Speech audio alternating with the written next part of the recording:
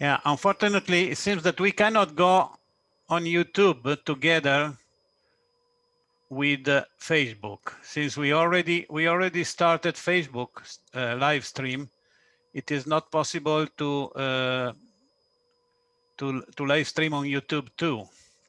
I don't know if someone else of us can do it. Well, maybe you could just put the recording on YouTube and let everyone have the link later. Yes, yes, sure, sure. Okay, we have Arthur votes too.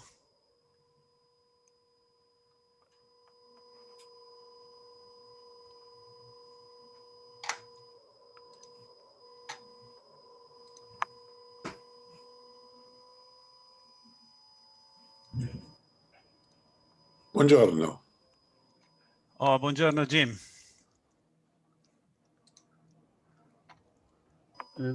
Buongiorno. Hi, Bernard. Bonjour tout le monde. Bonjour tout le monde. Bonjour. Hello. Comment allez-vous? Merci. Très bien. Aloha. Aloha. Okay. Okay, so we have the. So we have in 3 minutes we can start. 3 minutes.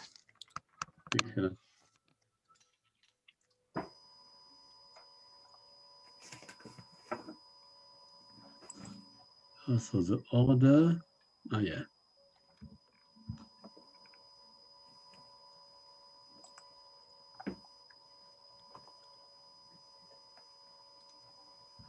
Michel, Rick, Bernard.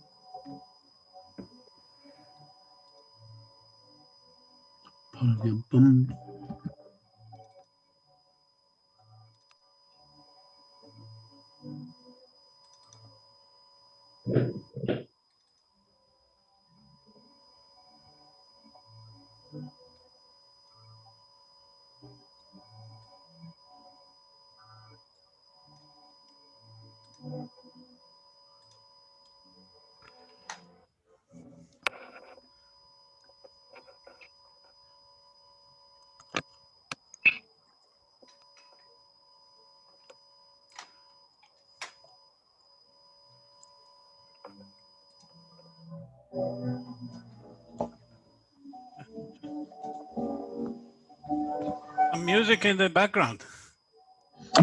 Okay, I stopped that. Yes, okay. Okay.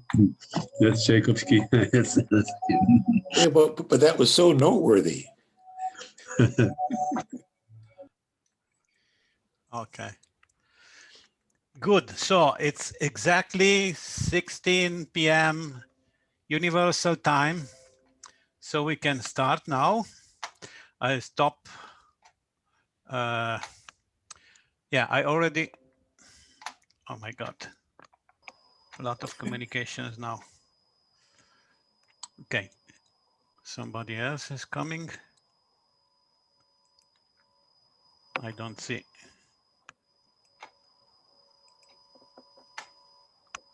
I don't see the request. I heard. Okay, maybe nobody. Okay, so everybody can see me. I think everybody can hear me.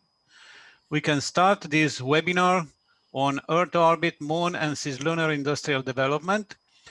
This is a webinar in the frame of the 2021 Space Renaissance Congress that will be held in June, end of June, since 26 to 30.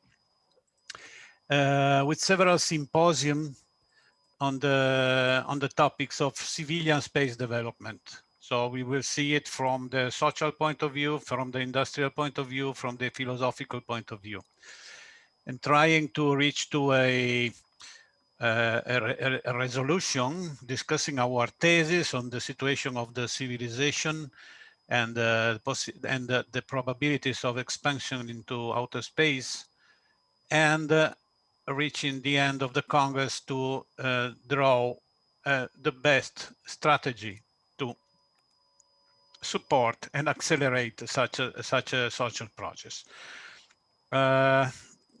Just a very few words about the Space Renaissance International that exists since 13 years, since 2008. We are a cultural philosophical association. We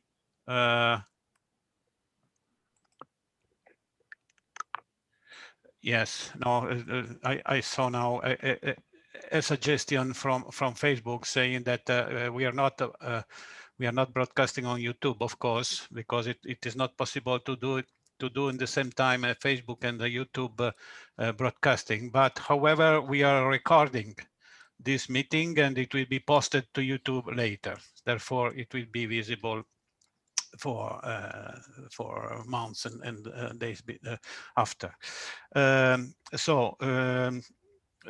Space Renaissance is of course open to all the Earthers to become members for a very low yearly fee, just 24 euros, and to accepting donations to our Medici Fund that will be partially used to create bursaries and prizes for students and for young people.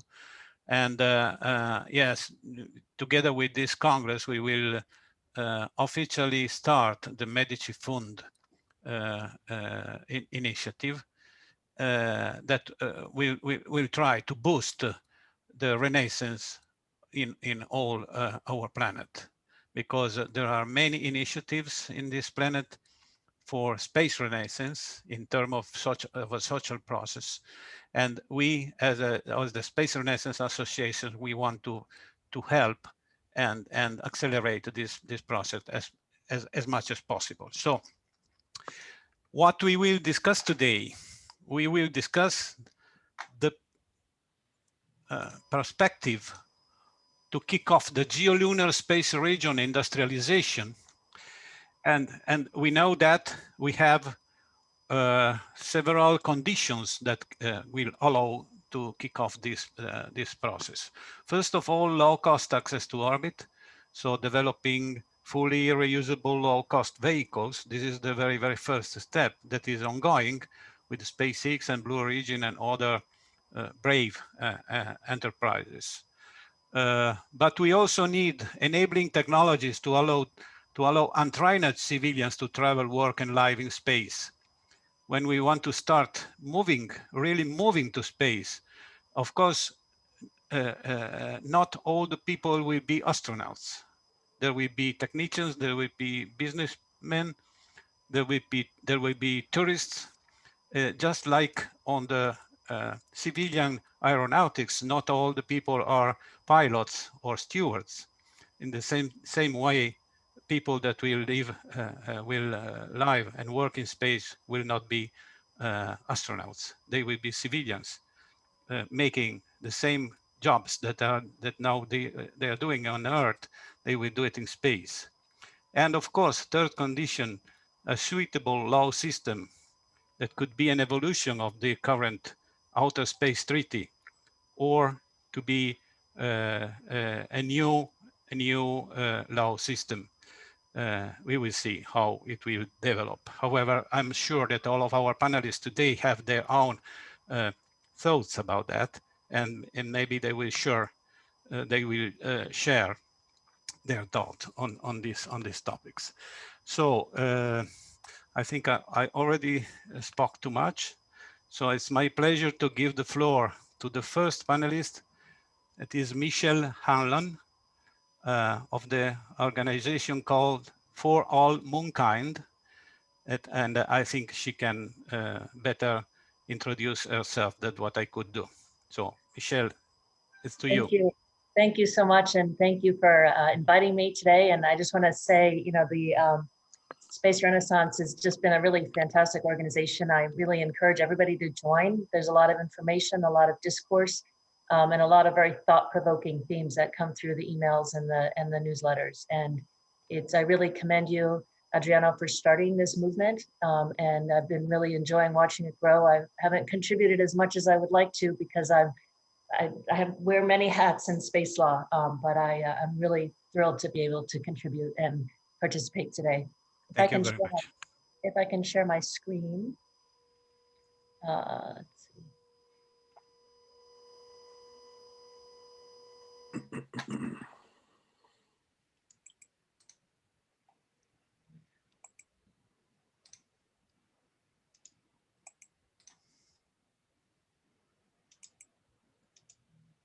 I can't seem to share my screen.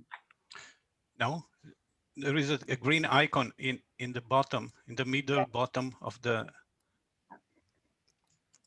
menu, share screen. Yeah, it's not letting me. I see. Okay, sorry about that. Now, are you seeing my screen? Yes. Perfect.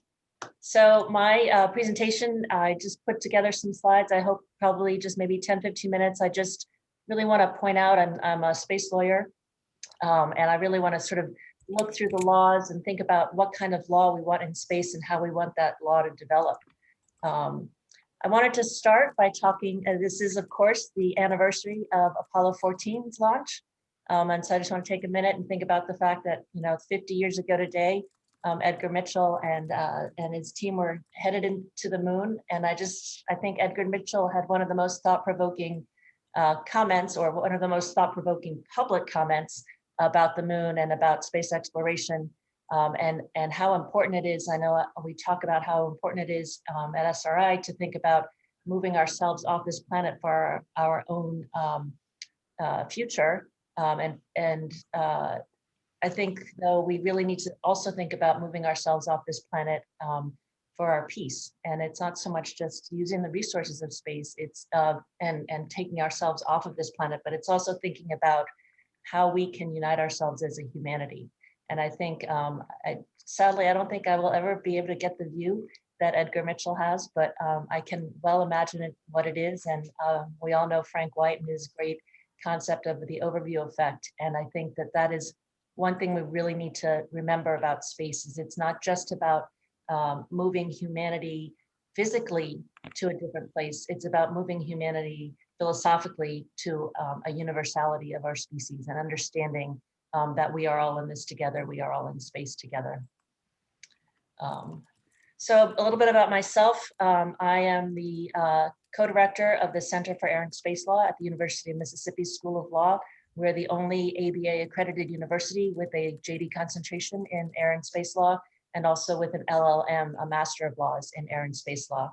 Our focus at Mississippi is to promulgate or help produce the laws needed to support commercial space. And so I know a lot of people think, oh, law is gonna, it just creates burdens on companies. But I think after today, hopefully I will show you that no, we are primed to help garner investment in space activities and space companies, and also to help lay the foundation for what the law should look like for human communities in space. That's really our focus here on the space side of our Air and Space Law program at Mississippi. I'm also the president and co-founder of For All Moonkind. Many of you might know that we are the only organization in the world focused on preserving human heritage in outer space. So think about not just the Apollo sites, but the Luna sites and the Chang'e sites. There are more than 110 sites on the moon that have human stuff on them. And that stuff is our history. And we think about this concept of universality. We really need to think about preserving that history, because it is humankind's first footsteps off of our Earth and into the vastness of the space environment, which we are going to explore. So the moon is really the cradle of our spacefaring civilization.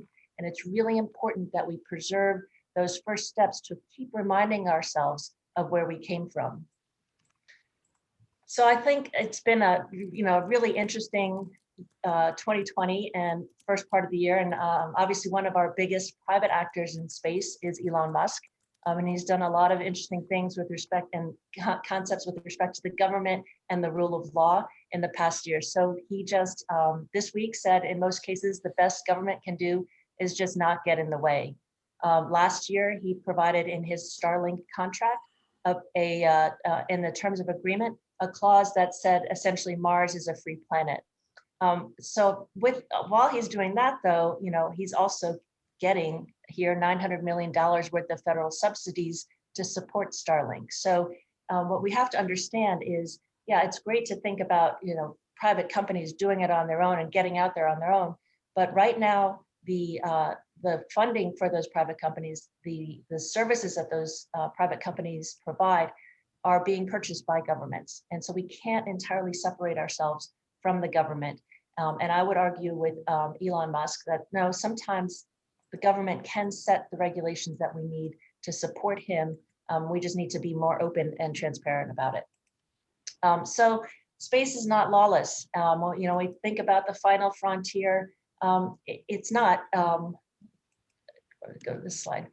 But it's contradictory. So we have this concept in the Outer Space Treaty, which is our sort of Declaration of Independence for space, if you will. It's our Magna Carta. It's not a constitution because it doesn't say things we can and cannot do, but it has guidelines and principles, and they're contradictory. So we know that space is the province of all humankind. We know that outer space, including the moon and other celestial bodies, shall be free for exploration and use by all. There shall be free access to all areas of celestial bodies, and nothing is subject to national appropriation by any means. So what does that mean if you have a human community that you've started? What if you have a company that's mining on the moon? You have to give free access to everybody else who comes to the moon, right? But that's balanced by Article 9, which is, well, we put in Article 6 because the argument that private entities are not subject to laws is also a fallacy, because private entities are all nationals of certain states. We will move beyond that paradigm at some point in the future, I hope. But right now, the fact of the matter is, you don't get to launch unless you are supervised by your state. But this concept of the freedom of access is tempered by Article 9, due regard. All activities shall be conducted with due regard to the corresponding interests of other states. And there's also this concept of not causing harmful interference. But I would note in the Outer Space Treaty, it doesn't say you will not cause harmful interference. It says, if you are going to cause harmful interference, you just have to tell everybody else about it. So this is not a prohibition. So right now, if you are conducting activities in space on the moon, let's take lunar mining, for example, you have one part of the law that says you have to give free access to everybody else, and you can't appropriate any territory on the moon. So you have to open your facility up to anybody else who wants to come and see it. Well, okay, no, that people say, well, we have due regard. So that means you have to have due regard to the corresponding interests of other states, means that you have to show some respect, right? But what does due regard mean? And as an investor, do I believe due regard is going to protect my investment on the moon? I would say no. So what is due regard? We know it as civilians, as non-lawyers, when we talk to each other, when we have panels. It's deference, it's respect, it's politeness, it's courtesy, but there's no legal definition of the term due regard. The only time due regard has been discussed at the international legal level was in this Chagos Marine Protected Area arbitration, where the tribunal actually declined to find any formulation. So we don't have, the tribunal actually says there is no definition of due regard. So what do you tell your investor?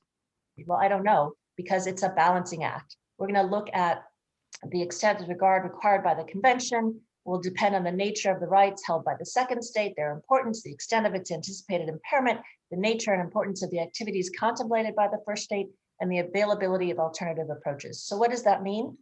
That means that if you have a dispute on the moon about somebody coming into your facility, you're going to be spending a lot of money on lawyers litigating these words and trying to understand what these words mean. That is a waste of money. As an investor, I am appalled by the thought that I'm going to be spending money on lawyers litigating this kind of balancing language versus actually using that money to explore and innovate. So what's the answer? So we have to remember that laws regulate human behavior. States are a function of law, not vice versa.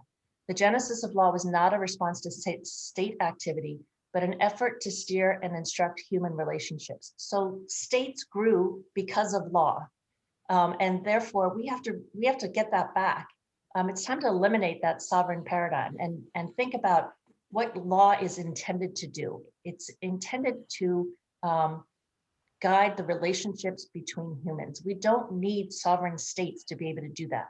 We do on Earth because of the Treaty of Westphalia. We have a lot of the sovereign model has helped and also become a burden.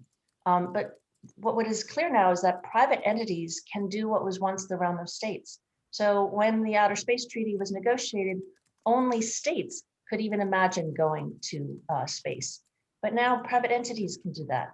Elon Musk, Jeff Bezos. I don't like to talk just about the billionaires, but because we have panels like this where people like me who don't have bazillions of dollars can be involved in space and can think about space and can think about my future, the future of humanity in space. So the answer is not to be lawless and try to free Mars. The answer is to establish a code of conduct, multinational private agreements to establish a code of conduct. Sovereign states, our sovereign state system is broken. The COPOIS, the Committee on the Peaceful Uses of Outer Space, does a fantastic job. It has done a brilliant job of keeping the peace in space, but now we're at a new level of our exploration and use of space, and that requires more. And right now, our sovereign states are not meeting in order to take that next step. The United States, the Artemis Accords, has sort of sent up a flag. Here's what we want to do. And instead of bringing people to the table, it's actually turned people away from the table. Again, for geopolitical reasons, I think, more than anything else. So it's time for private actors to step up to the plate. This code, if we establish a code of conduct, it can be based on the ISS, the Space Station Code of Conduct, and we already have lots of models for this. And it can become the customary basis for communities in space. So if the multinational private companies can agree on things like human rights and safety zones and operational standards and safety protocols and smart contracts, then we start to build a new paradigm for space. The investment in space depends on the certainty only law can provide. And if we can't get that law from the states that we need, then we need to build it from the ground up. And arguably, it would be better anyway, because it's the people, the entities who are actually going there, who are going to understand their own technology and their own innovation and understand what they need from their safety zone and spend the money to figure out how far the plume effect you have to be from a landing in order to protect your instruments. And so the people actually going to space ought to be the people most concerned about laws and ought to be the people who are forming those laws. So of course, I am from the President For All Mankind. So what should that first element of the code be? This is our code of conduct. Well, it should be something we can all agree on. Here on Earth, every nation in the world has agreed that cultural heritage is important enough to protect. We have the World Heritage Convention ratified by 194 nations. So we protect that footprint in Tanzania, Laitoli, Tanzania, which we believe is the first evidence of humans walking upright. Why is that important? Because when humans stood up on 2 feet, that freed our hands to do things like make tools, to draw, to carry things from one place to another, so we can move houses and so forth. We don't get to space unless our common ancestor decides to stand up on 2 feet. And then we see this other blueprint. So this Laitoli footprint is lovingly preserved. This blueprint, Buzz Aldrin's, it's probably the second blueprint I think I get every time I show this picture, I get 1 or 2 people saying, that's not the first blueprint. So no, but these blueprints are our steps off Earth. Our first steps human steps. So that blueprint represents millions of years of human innovation, right, and invention. We don't get to the moon without a person in Laetoli standing up on 2 feet. We don't get to the moon without a person in the Congo figuring out how to tally math and start adding numbers and creating this understanding of math. We don't get to the moon without the Mesopotamians creating glass. We don't get to the moon without astronomers like Galileo. All that blueprint memorializes all of that. And I have never met a single person from any country who has said, oh, no, I don't think we need to protect that blueprint. It doesn't mean anything. So we have common agreement already with respect to preservation of at least this blueprint. And that is a first place to start with a code of conduct regarding the laws and how we will interact with each other in space. So that is just what I wanted to say. I wanted to, we cannot rely on this concept of due regard to protect our heritage or protect our operational activities in space. We really need to get into the weeds of what that means, because we cannot leave it up to litigators to argue after the fact whether something was not paying due regard. And I would encourage private companies to start talking to each other, to start putting in common clauses into their contracts for their payload. Think about the Starlink contract and the terms of use. So saying Mars is free may be going a little bit too far, but you can make other statements in those contracts and make them common. Things like, we agree that every human in space has a right to oxygen, for example, or we agree that due regard means we will stay a certain number of feet away from somebody else's operational activity, and so forth. So again, thank you very much. That's my sort of legal spin on due regard and my soapbox about the universality of space and the universality of our exploration of space. We need to go to space as human beings and not as nationals of any country. Thank you very much, Adriano. Thank you, Michelle, for your wonderful presentation. Okay, now we have to go for the second speech. Who want to be the second? We have Bernard Foing, Thomas Matula, Patrick Collins, and Rick Tumlinson. So maybe Bernard, you want to be? On the program, it was Rick, but okay, that's fine. No, Rick. Sorry, Rick asked to me to go last. Therefore, I'm respecting his. Oh, okay, excellent. Yes. I'm respecting his will. Okay, yeah, excellent. So yes, I can go. Then I'm Bernard Foing. I'm going to share the presentation showing, discussing how we can be Earth and Moon villagers, how we prepare together to this journey. And I would like to present on behalf of my team, which we call the Euromoon Mars team.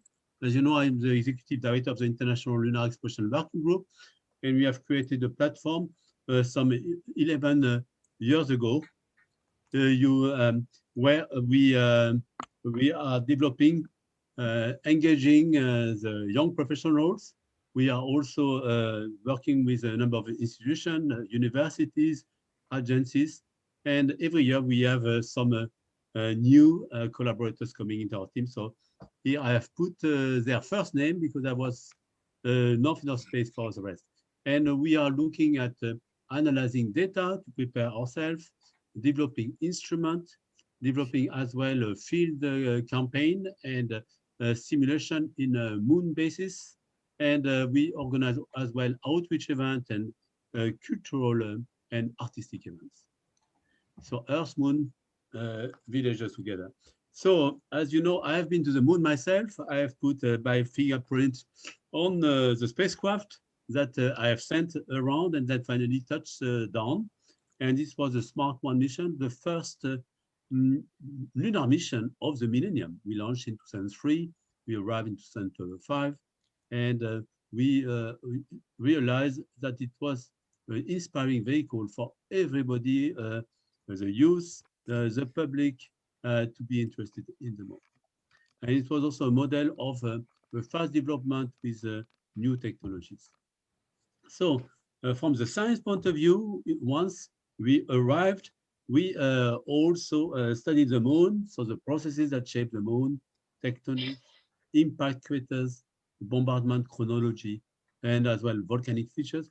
And we explored in particular these polar regions where you have the coldest places in the solar system at 50 Kelvin, but also you have some peak of eternal light or quasi-eternal light. And we even, at the end, landed in a rush, in a crash, but we created a smart one impact that was observed there. And there are still some remains that we want to keep for all mankind, as Michel mentioned. So it's one of our legacies. So I would like to continue and find some of this remains. That's a bit of the European spirit that we brought to the surface of the moon. Also, we explored the South Polar regions, in particular, the North Pole, the South Polar region at high resolution, where we identified some very interesting areas where we could explore, put a robotic village, and then have a human base. If you can be on the South Pole itself, if you want to see the Earth 2 weeks per month, a bit further, you're on the far side, so you're completely isolated. You could have a Mars base preparing for the isolation challenge of going to Mars. And there are very great assets in terms of resources, ice deposit that we have found there. We even found a smart one peak of light close to the South Pole. It's a place where in winter, even we have more than 80% of sunlight. And so there will be a race to go there. And luckily, no appropriation, but we'll have to work in a concerted way to make use of this solar power source distributed to the community. And at the beginning, use this place for research, and then also for prospecting for possible resources and possible services that are going to benefit all the Earth villages as well. So de facto, the moon village has started in orbit around the moon. So after Smart One, we had the Japanese Kaguya, the Chinese Chang'e orbiters that were launched. And then in 2007, and then in 2008, we had Chandrayaan-1, and 2009, we had the Lunar Reconnaissance orbiter. And actually, we started already from the time of Smart One to collaborate with all this community worldwide, to share data, to share information, and even we negotiated, for instance, to put 3 instruments from Europe on the Chandrayaan-1 Indian lunar mission. So 25 years ago, we proposed with the International Lunar Exploration Working Group a roadmap for exploring and using and settling on the moon. So with robotic precursor and then a robotic village that will deploy some more complex system, and then we'll have some humans to go and stay at short duration. And we hope that within the end of the decade, we will have a human sustainable permanent base where we'll have humanity there, like we have in the last 20 years for the International Space Station.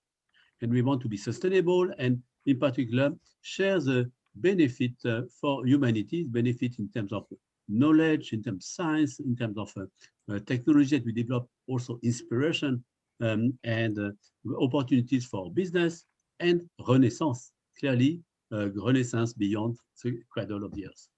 So the robotic village has started. We had a Chinese lander that has deployed a Rover, so it was Chang'e 3 7 years ago and still in operation. We have the lander, and we had also in 2019 another lander on the far side, and 2020 we had a sample return from China. In Europe, we are also working on robotic missions, so very intelligent rovers. We have 2 rovers working with a lander in this very realistic simulation that we conducted at Etna, which is a very good analog for the moon. So we had a lander from China, so on the near side and the far side, and this is our simulation from Etna, where we are able, with these intelligent rovers, to perform experiment, deploy artifact, seismometer, and analyze sample. And we will have another campaign planned in June in 2021 that we had to postpone because of the pandemic. So as you see, the Lunar Village is really going on. Every year we have a number of missions that are on their way to the moon. So we will have a commercial lunar lander. We will have the US commercial lunar payload services, and then China will go with a sample returned from the pole. We have Korea, we have Japan, we have Russia and ESA, and we have also a program in the US. And as far as human concerned, we have a strong collaboration with the so-called Artemis program with Orion capsule and ESA series module that will fly automatic in 2021. And by 2023, we'll carry 4 astronauts around the moon, and possibly from 2024, or to be adjusted with a new administration, bringing first women on the moon and toward the sustainable base by 2020. So our contribution in Europe is this service module that brings the capsule around the moon. And so we are building 3 of those for the next Artemis mission. And in parallel, we are collaborating with Russia for a robotic mission to the pole. So we have also looked 20 years ago, so International Lunar Exploration Working Group proposed a moon village as a vision, for sustainable facilities that to serve humankind. And we have also with our Director General, which is a big ambassador of this idea, looked at concept for moon village settlement. And there are some challenges there in terms of going there, communicating, operating, surviving, moving on the surface, working between humans and robots in partnership, and using the resources that are present there: light, power, water, ice, and mineral resources. But the new approach is that we want to involve many more users from Earth, and that will contribute financially, in effort, and possibly up to 70% of the total cost. So how do we prepare ourselves? We prepare the moon villages. So for instance, I take some of my young professionals, I log down in a little moon module that we have built here at ESTEC, and then they can rehearse some of the operation of living in a small capsule on the moon. So you have a communication room, they can analyze samples, they can have a 3D printer, and they can have a rest area. And we organize also workshops where we have been discussing what we could put on some of the precursor landers, and it's a mixture of scientific experiments such as telescopes or sample analysis, but we had also the plant growth experiment, some rover, and we had also some candidate astronauts involved in these activities. And then we take this lander in a field where a volcanic field close to where I work, where we test some of this protocol of operation between humans, landers, and rovers. So here you see it's almost like on the moon, a picture that we took in this field site.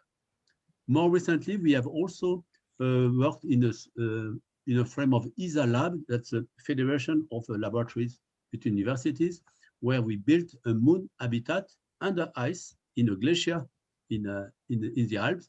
And we had 20 teams from different universities providing various subsystems to live there, to energy and communication, and also science.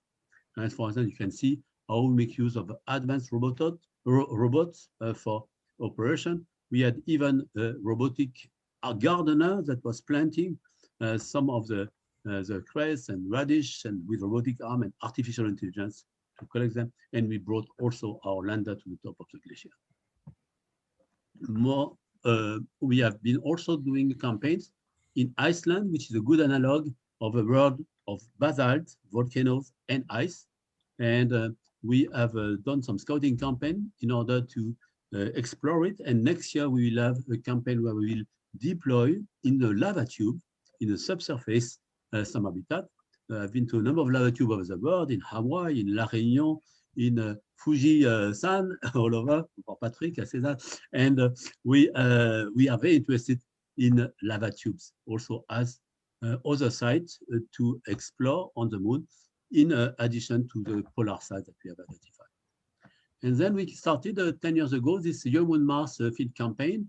We used the Utah Mars Desert Research Station, and then we had a crew of 6 people for 2 weeks doing laboratory research, field research, demonstration of instruments, testing technologies of habitat and human aspect, and training and outreach. So we use experiment in collaboration with teams from Curiosity and from various planetary missions, and we train the professional to use like this instrument to perform research like they would be on the moon base, because we believe at the beginning the moon base will be like a research base like Antarctica, and later we will have resource exploitation. We do also extravehicular activities with spacesuits, and they go with rovers, with radar from JPL and some drill in order to explore the subsurface. So in the last 3 years, also we try to develop a facility like this in Europe. So we built a moon base in Poland, where we can do also moon base simulations. And here is a view of a crew that we locked down for 2 weeks on the moon base. You see, all smiling, very happy from this experience, they engaged. And also we kept them happy. We have also a picture after the campaign. They were even happier because we grew plants and they could take care of plants. Very good for the psychological balance of the crew. And more recently, in collaboration with Hank Rogers and the International Moon Base Alliance, we have started a number of campaigns where we simulate 2 weeks moon missions in ices, on the Mauna Loa volcano. So I was there in 2018 with Hank Rogers, with part of the crew, testing some drone, testing some equipment for analyzing samples. And then I returned in 2019, there in a more comfortable position in a mission control that we have built nearby. And then I put my young professional students for a locked for 2 weeks inside this moon base that we have equipped for research and for also preparing exploration of the area around. And you can see we have all equipment where they can train what to do as a moon astronaut before they go on extravehicular activity, and then I monitor them at a distance. This is a view of the moon base, also sustainable, solar powered, and in a beautiful environment that looks like a moon. Here, for instance, so we have done a number of campaigns, 5 of those for 2 weeks, and every day they have a program. Here, the antenna broke down, they had to repair the antenna. Here, 2 geologist students from Amsterdam did their master research, picking some samples from Hawaii, analyzing them. They went to discover some lava tube and explore them. And then they come back to the habitat and they have to eat space food, powder food. But we had a French cook, they could make a really miracle using space food. And it's also a very great intercultural ritual, what you can do with space food with people from different countries. So eventually we went to visit them at the end of the expedition with Hank Rogers, you can see in the middle, with Alexander, also the inventor of Tetris, and we had also Oleg Artemiev, a real cosmonaut, commander of the Soyuz capsule. And so we tried also to communicate to the world what we do. I would like to end also saying that we are also trying to engage everybody on Earth, and for this, it's important to involve society, artists, designers. So we organized a Moon Life Academy workshop 10 years ago with some artists and designers. And so there are some artwork where, for instance, this one designed a freedom, a robotic freedom, like a robotic base. And we organized also event where we landed in the middle of The Hague or in the middle of Amsterdam with some astronauts.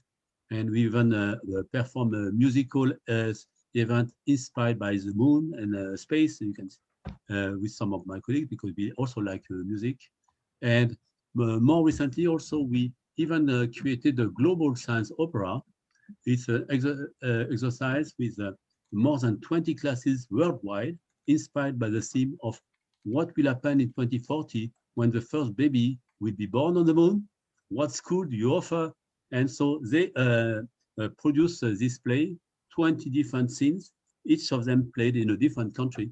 And so you had Sonia born on the moon with other actors like Gravity and Robot, and learning new things, new culture, new civilization, like a Renaissance on the surface of the moon. And she is worried if she can come to the Earth. So I would like to end with that, saying that also with the International Astronautical Federation, we have a committee called ITACUS on the cultural utilization of space, where we try to engage also the rest of the society in what we are doing in space, in particular in exploration. And you can see here a meeting that we have at the International Cycle Congress in 2018 across generations, across countries, with a large diversity and a very strong enthusiasm to be Earth Moon villagers. Thank you very much for your attention. Okay, thank you so much, Bernard. So I am collecting some questions from the Facebook broadcasting, and I think we can maybe replay to these questions at the end during the open panel at the end of all presentations. So now we can give the floor to Thomas Matula, Professor Thomas Matula, with his presentation. Okay, thank you. You're welcome.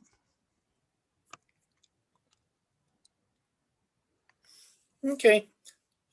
My presentation is about using STEM education to stimulate lunar development.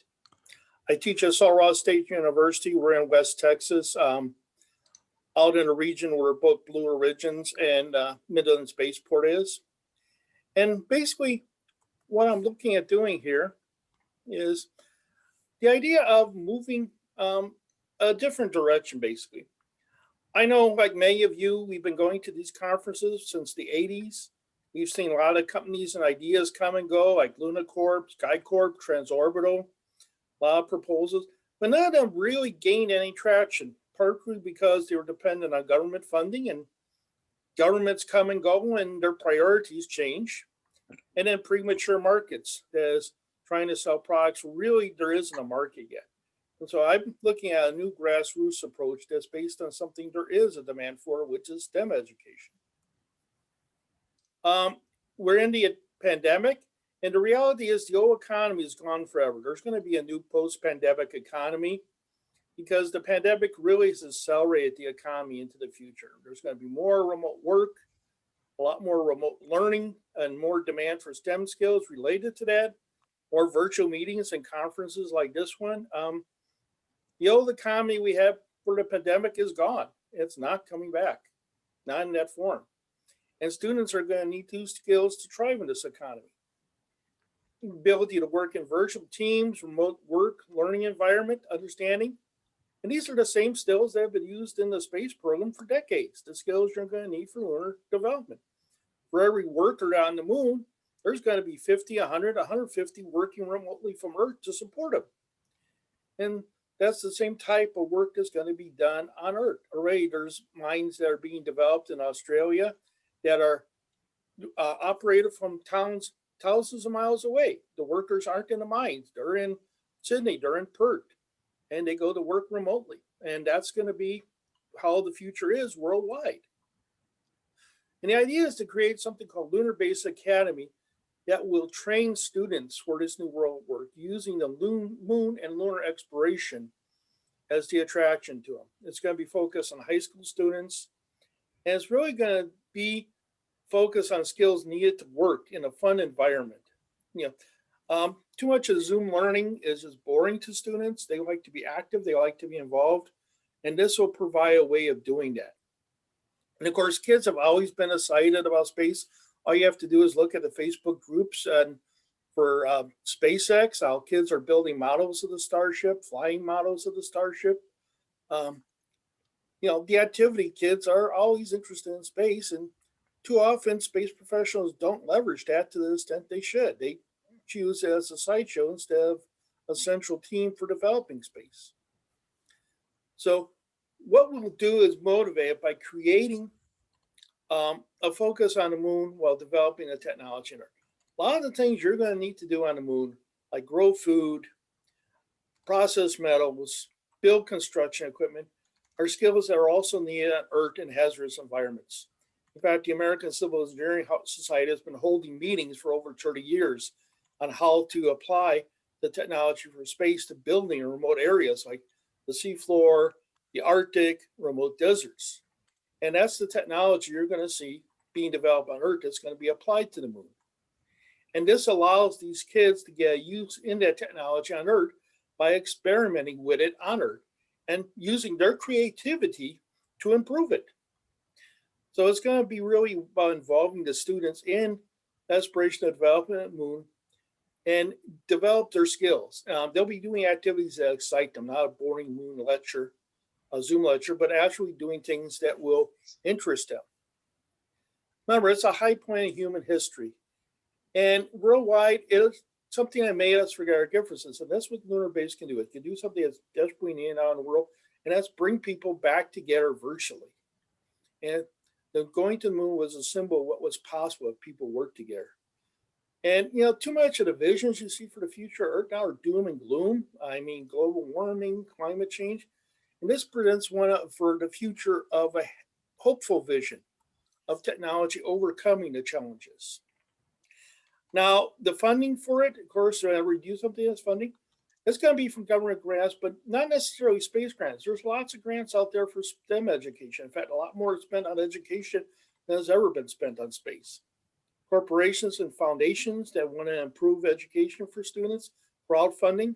Since you're talking about being able to start this with amounts in a few tens of thousands, under $1 million, not the 50, 100, 200 million you need to your typical space venture. So what I'll focus on is developing an integrated approach in areas of teaching them about remote work, controlled environment agriculture.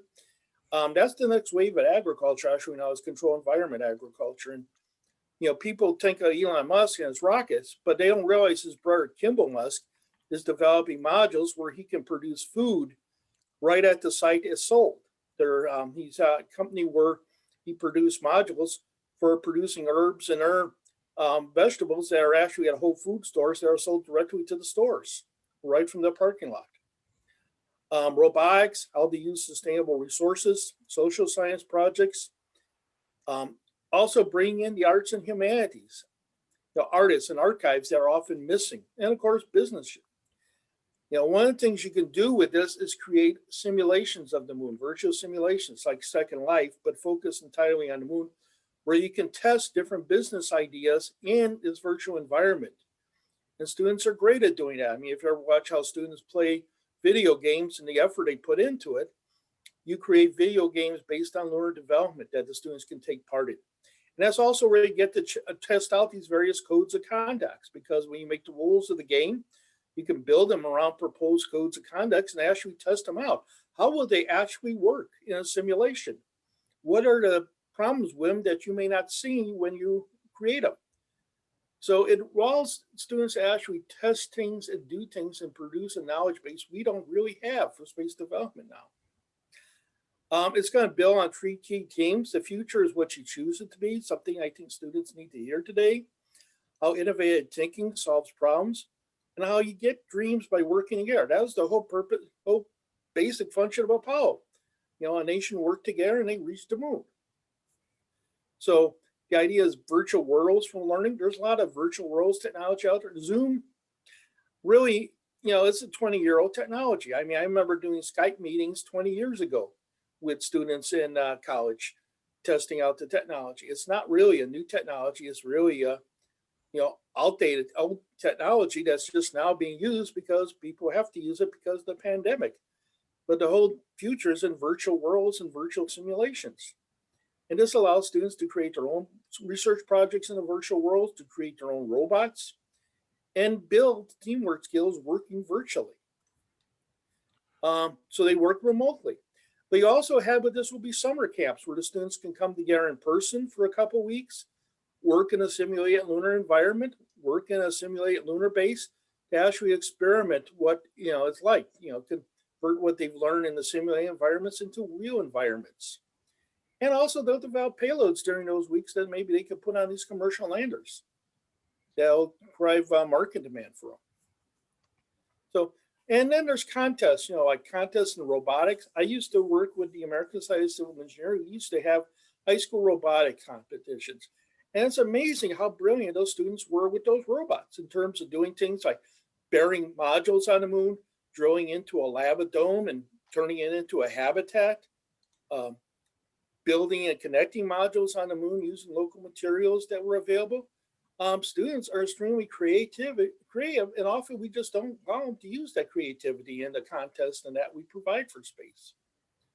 And the best and brightest will be teamed with university researchers to actually do research. And of course, newsletters, blogs for students to talk about, experiment, share their knowledge. So the whole idea of this is create a new way of going to the moon. Instead of the top-down way of government funding or large multinational corporations, it's about getting students interested in and allowing them to develop technology. Remember, most of the internet was developed basically by high school students or students really out of high school. I mean, like Steve Jobs, Bill Gates was, in his early 20s when he started Microsoft. You need to have that type of young creativity to develop space instead of, just rehashing these 40-year-old ideas for how to develop it based on, billions of dollars of government funding or, huge government's investments in things that may or may not actually turn out.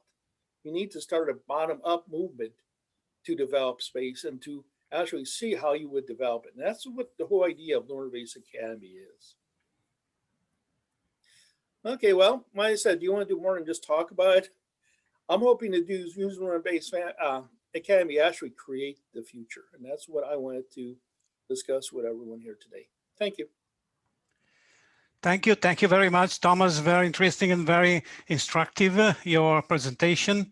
So I think we can now give the floor to Patrick Collins from Japan. Okay, thanks very much. Let's see if I can Yep. get I think I'm out of share. here we go. Oh, just let me say that we had some problems on Facebook because the broadcasting was going ahead on the group, on the SpaceRenaissance Initiative group, but it was not repeated on the event. So somebody noticed it to me, and now it is shared on the event. Therefore, it would be easier for the people that clicked going or interested on the event to see it. Okay, we are learning. Okay, please, Patrick, go ahead. Okay, well, thank you very much, Adriano, for organizing this. And I'm really very much enjoyed the presentations by Michel, Bernard, and Thomas, because already so much is going on. It is really fantastic. There's so much potential, already knowledge, but also activity that it's a good basis for what I want to talk about here. And I just really want to talk about some of the contribution that space tourism could make, because we see it as a potential source of funding for a lot of coming space development. And so just start with a bit of history here. Remember the very first flight to space, October 3rd, 1942, the A4 rocket, that prototype. The German engineers had a huge party that evening, of course, and they toasted space travel, which they planned to start after the war. And the A4 was the prototype, and later, of course, became the V2 missile. But they actually made an A4B, which was a winged version. They flew this, and they designed a piloted version, which was going to be able to land on a runway. During the wartime, they weren't able to do that. But if they'd been allowed to, they would have started suborbital space flights in the 1950s. I mean, they already had winged suborbital rocket in 1942 or in 1943, 44. And so if they'd started the suborbital space flights in the 50s, we can pretty well guess they would have had orbital services, orbital travel services in the 70s, and we would already have lunar cities, I guess, and had the Lunar Olympics. And as a sort of further thought about this, here's pictures of 6 major transportation technologies. Okay, I'm afraid they're in Japanese, but horse carriages, sailing ships, trains, propeller-driven ships, cars, and aircraft. And it's useful to remember, each of these became a global industry. They grew and grew and grew. And as I say, innumerable inventions and things. And they employed hundreds of millions of people, each of these industries. So transportation industries, the big ones, completely transformative and enormously important basis for economic growth. Creating jobs, creating good incomes, and so on. And what I call the seventh great transportation technology was invented in 1942, but has still not been used for what these other 6 technologies grew on, which is carrying people. And once we have already, Adriano said, the key is reusable transportation to space, to orbit and back. Once we have, for example, fully reusable space planes, which go to orbit, take people to orbit and bring them back again, just like aviation, the costs will fall and fall and fall. Air travel has been getting cheaper and cheaper for 100 years, and it's still getting cheaper. As you know, the low-cost carriers are still cutting costs by even up to 50%. So once this starts carrying people, then we have this business which can grow and grow and grow. And this is a rough graph of air travel, growth of air travel in the 20th century. And in 2019, we had over 4 billion people traveling. So that's 10 million a day. It's a pretty substantial business. And I simply can't see any reason why space travel can't do the same thing. But remembering here, we've got suborbital travel due to start very soon now in the 20s. Could have started in the 50s, so could have started 70 years ago. So with the enormous accumulation of technology, and indeed specifically space technology, we could see very rapid growth once it starts. And say here, grow through 3 phases, the 3 phases being suborbital, orbital, and then lunar. And of course, it go beyond that, but starting with these 3 phases, then put these into a very simple table. 20s, we should see suborbital grow to very substantial size, and the price of falling very sharply. I put at the bottom here, you may remember Burt Rutan, with a great deal of experience, has said that he sees suborbital flights should fall to $400. Well, even if they fall to only a few $1,000s, everybody's going to fly, I think, at that sort of a price. And if this goes as businesses should go, which is they grow and grow and grow once they've got a good business model, and orbital services should take off during the 2030s, and then lunar travel should take off in the 2040s. I mean, this is, as you can see, it's just factors of 10, but the amount of investment growing by factors of 10 and so on. The one point on this table, which is interesting, is the development. Obviously, each phase takes more development time. So they should all start being developed now in order to follow this timetable. You see, the 25, say, years for lunar stuff. And very pleased to see it is already starting, with both Bernard and Thomas talking about these kinds of things. And just to give a little story from Japan about how this timetable seems to be pretty possible. You may have come across the fact that Toyota is developing a lunar rover. That's a crude one. And this is a nice photo of Mr. Terado, deputy CEO of Toyota. He's a pretty significant man in the business world, the car world. Toyota is 100 times larger than JAXA, So when they say they're going to do something like this, they can certainly do it. And it was just, it's kind of fun that Mr.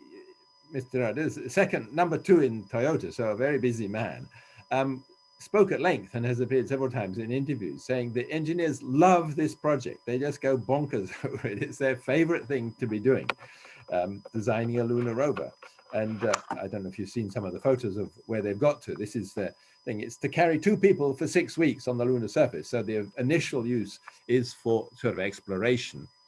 And they've already, I don't know in detail, but they've already certainly released quite a lot of design details that suggest they've done quite a lot of work on it already.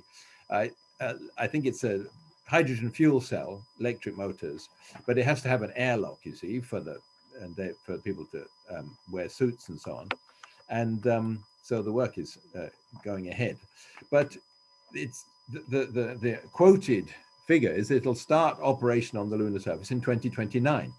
Well, that fits very well with some of the work that Bernard was talking about just now. And if this is on the surface in 29, then through the 30s, there should well be the opportunity to do construction research. Because this is what the SSTJ, the Society for Space Tourism of Japan, where our focus on tourism.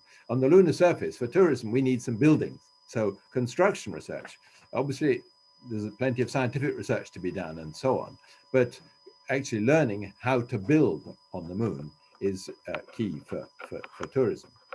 And so remembering Toyota is a gigantic company, sales getting on for 200 billion a year.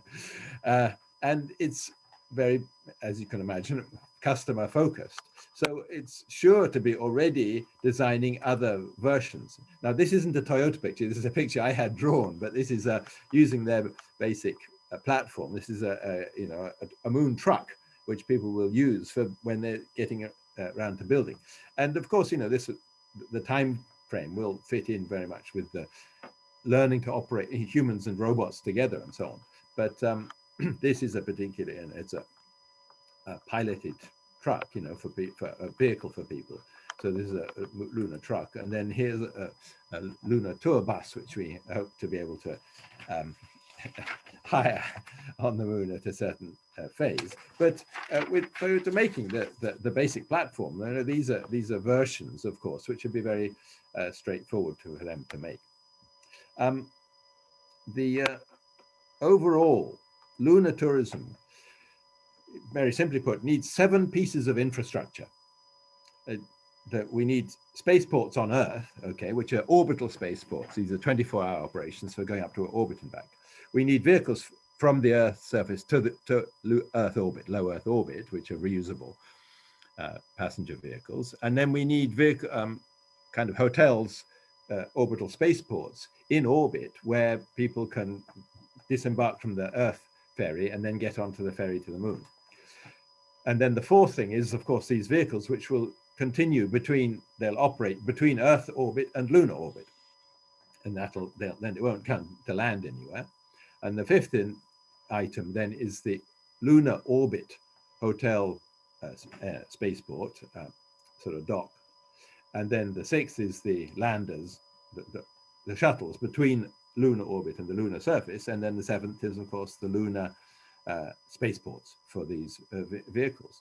And this all needs to be developed for tourism to build up to a reasonable scale.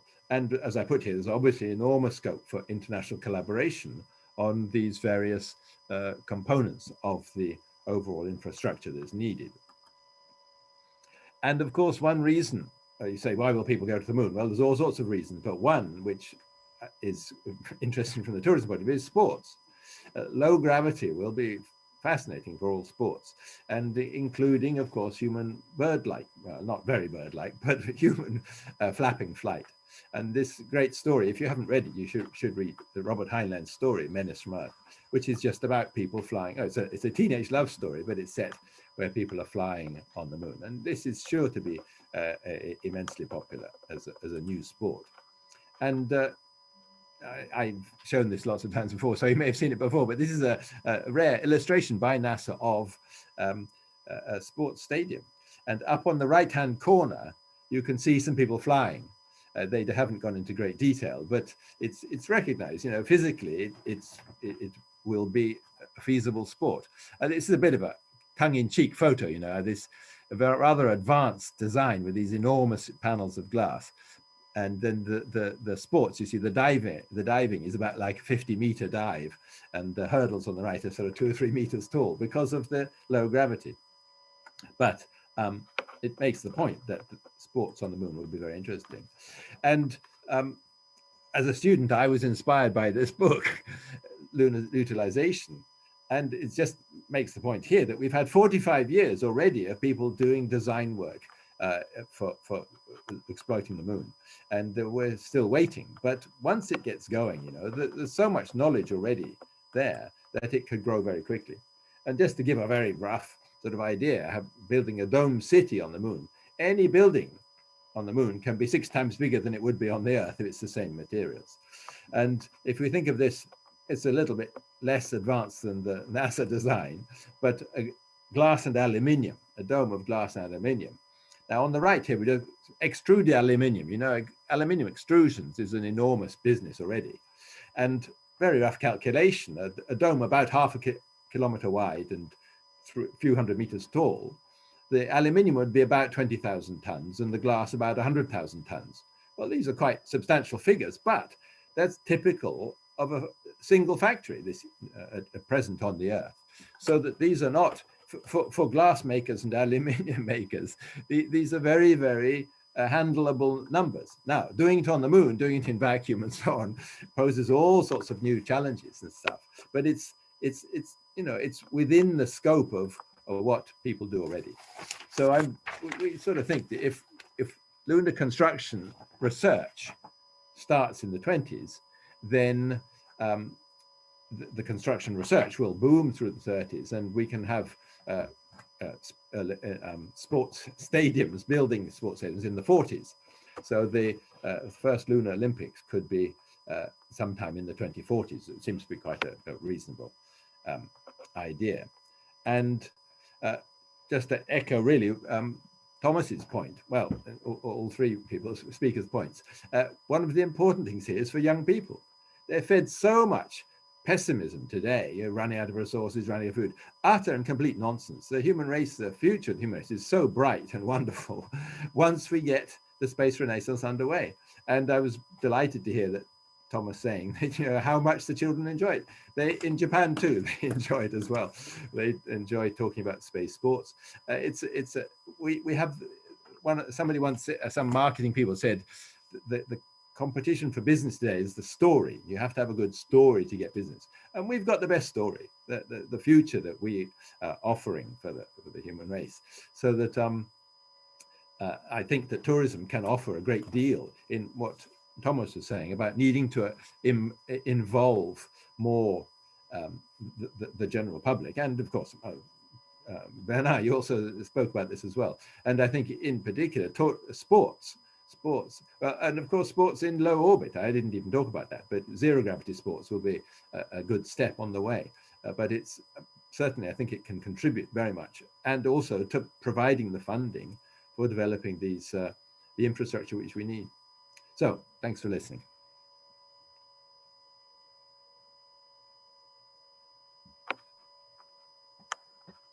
Adriano, you're muted. Adriano, you're muted. We can't hear you. Hello? Mm-hmm.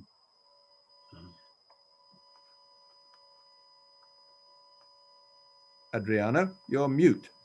Oh, yeah. Yes, yes. Okay, I'm back. I'm sorry, my mouse was not working anymore, so I couldn't reach the correct comment. However, thank you very much, Patrick, for this presentation. Very, very interesting and rich, very rich of ideas and hints for all of us to develop and try to put it in the reality. Okay, so. We are going for the last speech by Rick Tumlinson. Let me see if I can make this work. Sorry, Patrick, you have to stop sharing your screen. Right, sorry. Yeah, there we go. Okay, great. Okay, and I'm going to try and share mine. Let's see what we can do here. I think everybody now who is Rick Tumlinson is the founder of the Space Frontier Foundation and of several other initiatives. Last of it is in the financial domain. Yeah, I will. I wasn't really sure what I was going to talk about this morning, and I was watching Michelle talk, and for some reason my show has decided to go nuts on me here. But it's interesting. My show is going a little bit crazy on me. That's technology. Yeah. Yeah, AI well, is taking over. I don't think we're going to get off the planet until we can handle PowerPoint and Zoom at the same time. I think we're going to be locked in. And Can you raise your volume a little bit? there, can you hear me now? Better. Yes, thank you. Okay, and I'll get a little closer in here. How's that? Yeah, I was saying I don't think we're going to get off the planet until we can make PowerPoint and Zoom work together. But anyway, so I decided when I saw Michelle wonderful presentation, I would go ahead and dive into a little policy stuff. I do work on the business side, I work on the advocacy side, etc. And this document that I'm going to talk about here is included in a book I actually just finished the first draft of, called the Space Manifesto. And it is built around the concept of tying together responsibility and shall we say, a freedom-oriented approach to opening the frontier. It is on the website of the earthlightfoundation.org, and which is not even quite finished yet. But interestingly, last fall, something happened that was a little bit interesting. The conversation that SpaceX was having, that Michelle referenced, regarding their governance on Mars, was picked up in a magazine called The Independent. And much to my surprise, the declaration here was cited. At the end of the article, it talks about that one of SpaceX's engineers said that what they were going to be doing was reminiscent of a declaration put forward by the Earthlight Foundation. And he cited the Declaration of the Rights and Responsibilities of Humanity in the Universe, which I drafted myself a few years ago. It was a bit of a surprise, and I'm going to dive into it for a little bit so people can understand what it's all about. And I may have to wrestle with this thing, but I do believe it is a human right to be able to go anywhere, and when we go there, to be able to build new homes and to plant the seeds of our own new societies. And when we go, we should be able to be whoever we want to be. Now, at the core of all of this is what I believe is the human purpose. That is, and it has three core elements to it. The first is to protect and expand the domain of life. The second is to preserve and advance human civilization. And the third is to explore and experience the universe. Now, I do believe that those core principles will allow us to move forward into the universe in a way that elevates and moves us beyond those challenges, mistakes, dead ends, and tragedies that we've endured as we've learned how to deal with this crazy thing we have called the brain. Now, as we get out there, it is the question for each of us to ask ourselves, why do we want to go? And we all have different reasons. It can be very, very exciting when we get out there, but it is clear, however, that right now, you can't go. Now, I like to point out to my friends that when we are talking about why we can't go, it isn't about radiation. It isn't about gravity. It isn't about the energy required or the specific impulse of a particular rocket or the design of this or that technology. It's none of those things. The reason we can't go is because we as a culture haven't decided that it's time to go. And I like to point out to people that when you talk about Elon or Jeff, and it is unfortunate, by the way, that we're betting our entire future largely on two people. But when you talk about them, they didn't do anything magical. They haven't done anything that is beyond the realm of physics. All they have done is take something on differently. Other rich people have tried to do this, by the way. Other people have put together millions and millions of dollars to try and do this. But frankly, if you look at it, for example, this is the Starship down in South Texas. This is a vehicle made out of stainless steel. It burns methane. There's nothing magical about this at all. What is magical is the determination of the person behind it, and the creativity of the person behind it, and the team that is behind it, that is making it happen. That's where the magic is. And so we're going to go off to Mars. I know this is an older version of the vehicle, but we're going. Now, to get there, we have to be able to unlock that. Adriano mentioned it at the beginning, and I am totally going to be fighting this thing all the way through. First, we have to have regular and reliable access. Then we need to be able to use the resources of space. And then we need governments that either help us or, to be a little bit colloquial, stay the hell out of the way. Now, let's go back to the beginning of this, because it's kind of moved us into a situation that we're going to have to maneuver our way through as we move forward. So as you all know, it started basically with Sputnik, and it surprised the world, especially because it occurred in the middle of the Cold War. And what that meant was the two largest imperial powers on the planet were going to be breaking out of the planet, leaving everybody else behind, using the realm of space to potentially destroy the planet, and as they moved out into space, perhaps conquering it for themselves. So the United Nations tried to come together and put together a set of regulations and concepts that would sort of slow that down. The Outer Space Treaty basically had two purposes. One, to make sure the planet was not destroyed by the two global superpowers at the time, and two, to make sure that those two global superpowers didn't take over the universe. And so it has clauses in it such as this. Now, what I find interesting is, and again, Michelle mentioned some of this, but is that basically this is all aimed at nations. It is aimed at nations, not at people. Because there was no inkling at the time that actually people would be going.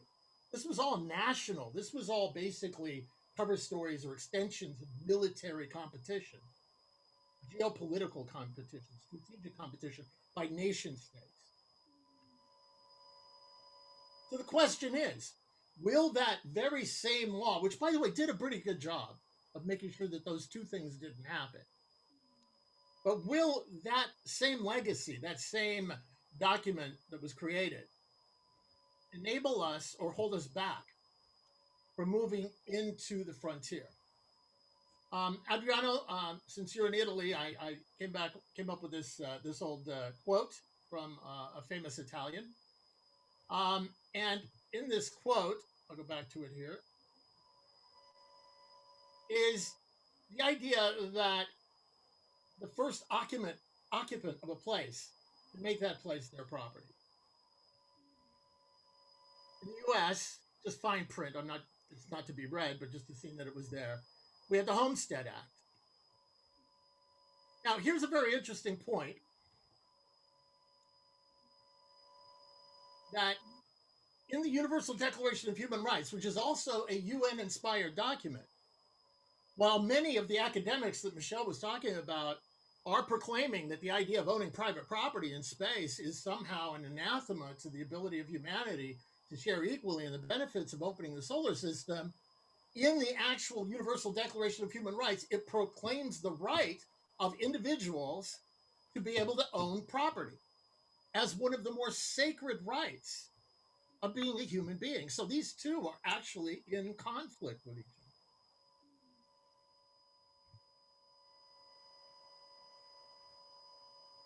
other. So try and figure out all this stuff, because I'm not a genius. I'm not a PhD. I'm not nearly as smart as some of the other people on this panel. I'm not a professor. I like to simplify things. So I tried to put this all into sort of my own version of what a declaration for going into space might look like, and so that we can have some core principles. Because one thing we in this field need, and again, I think everybody on this call would agree, is we need some core and shared principles that raise us to the possibility of what it is we can be. So here's the opening statements, and I'll just read through it. It is the inalienable right of all human and sentient beings to go any place in the universe, to do anything they choose to do, to use any resources that they may find, to own the land or space on or within which they live, and to establish homes, enterprises, and communities that are free to be governed by the inhabitants and citizens therein in any manner they see fit, within the parameters set forth in the Universal Declaration of Human Rights, so long as, in so doing, they do not harm nor threaten the earth, its life, and people, harm nor interfere with any other human or sentient being, their property, sacred or venerated places, harm the ecosystems, property, sacred or venerated spaces of any other living creatures. And by our consent and agreement to these terms, we, the people of Earth, who go into space, do declare and ratify our intention that the space beyond the mother world be considered free by all, for all, and through all. That's it. It's a very simple document. I did a lot of reading and studying and Magna Cartas and all of these different documents from the years past. I tried to put them together in a very basic and simple thing that basically creates as much liberty as possible and ties that to as much responsibility as we have to show as we move into this new frontier. And that's what we have to do now, is to break out into this frontier, to apply our ingenuity, to apply our capability to what it is that is out there, to do so in a way that takes us from being apes with guns and apes with rockets to reaching the aspirational possibility of what it means to be a sentient, intelligent, and caring being in the universe. We have in front of us the possibility of doing this. We have the possibility as human beings to come together and make something amazing happen. It is going to be up to us to break out. It's not going to be the governments that do it. And I just a quick little clue I want to give you guys.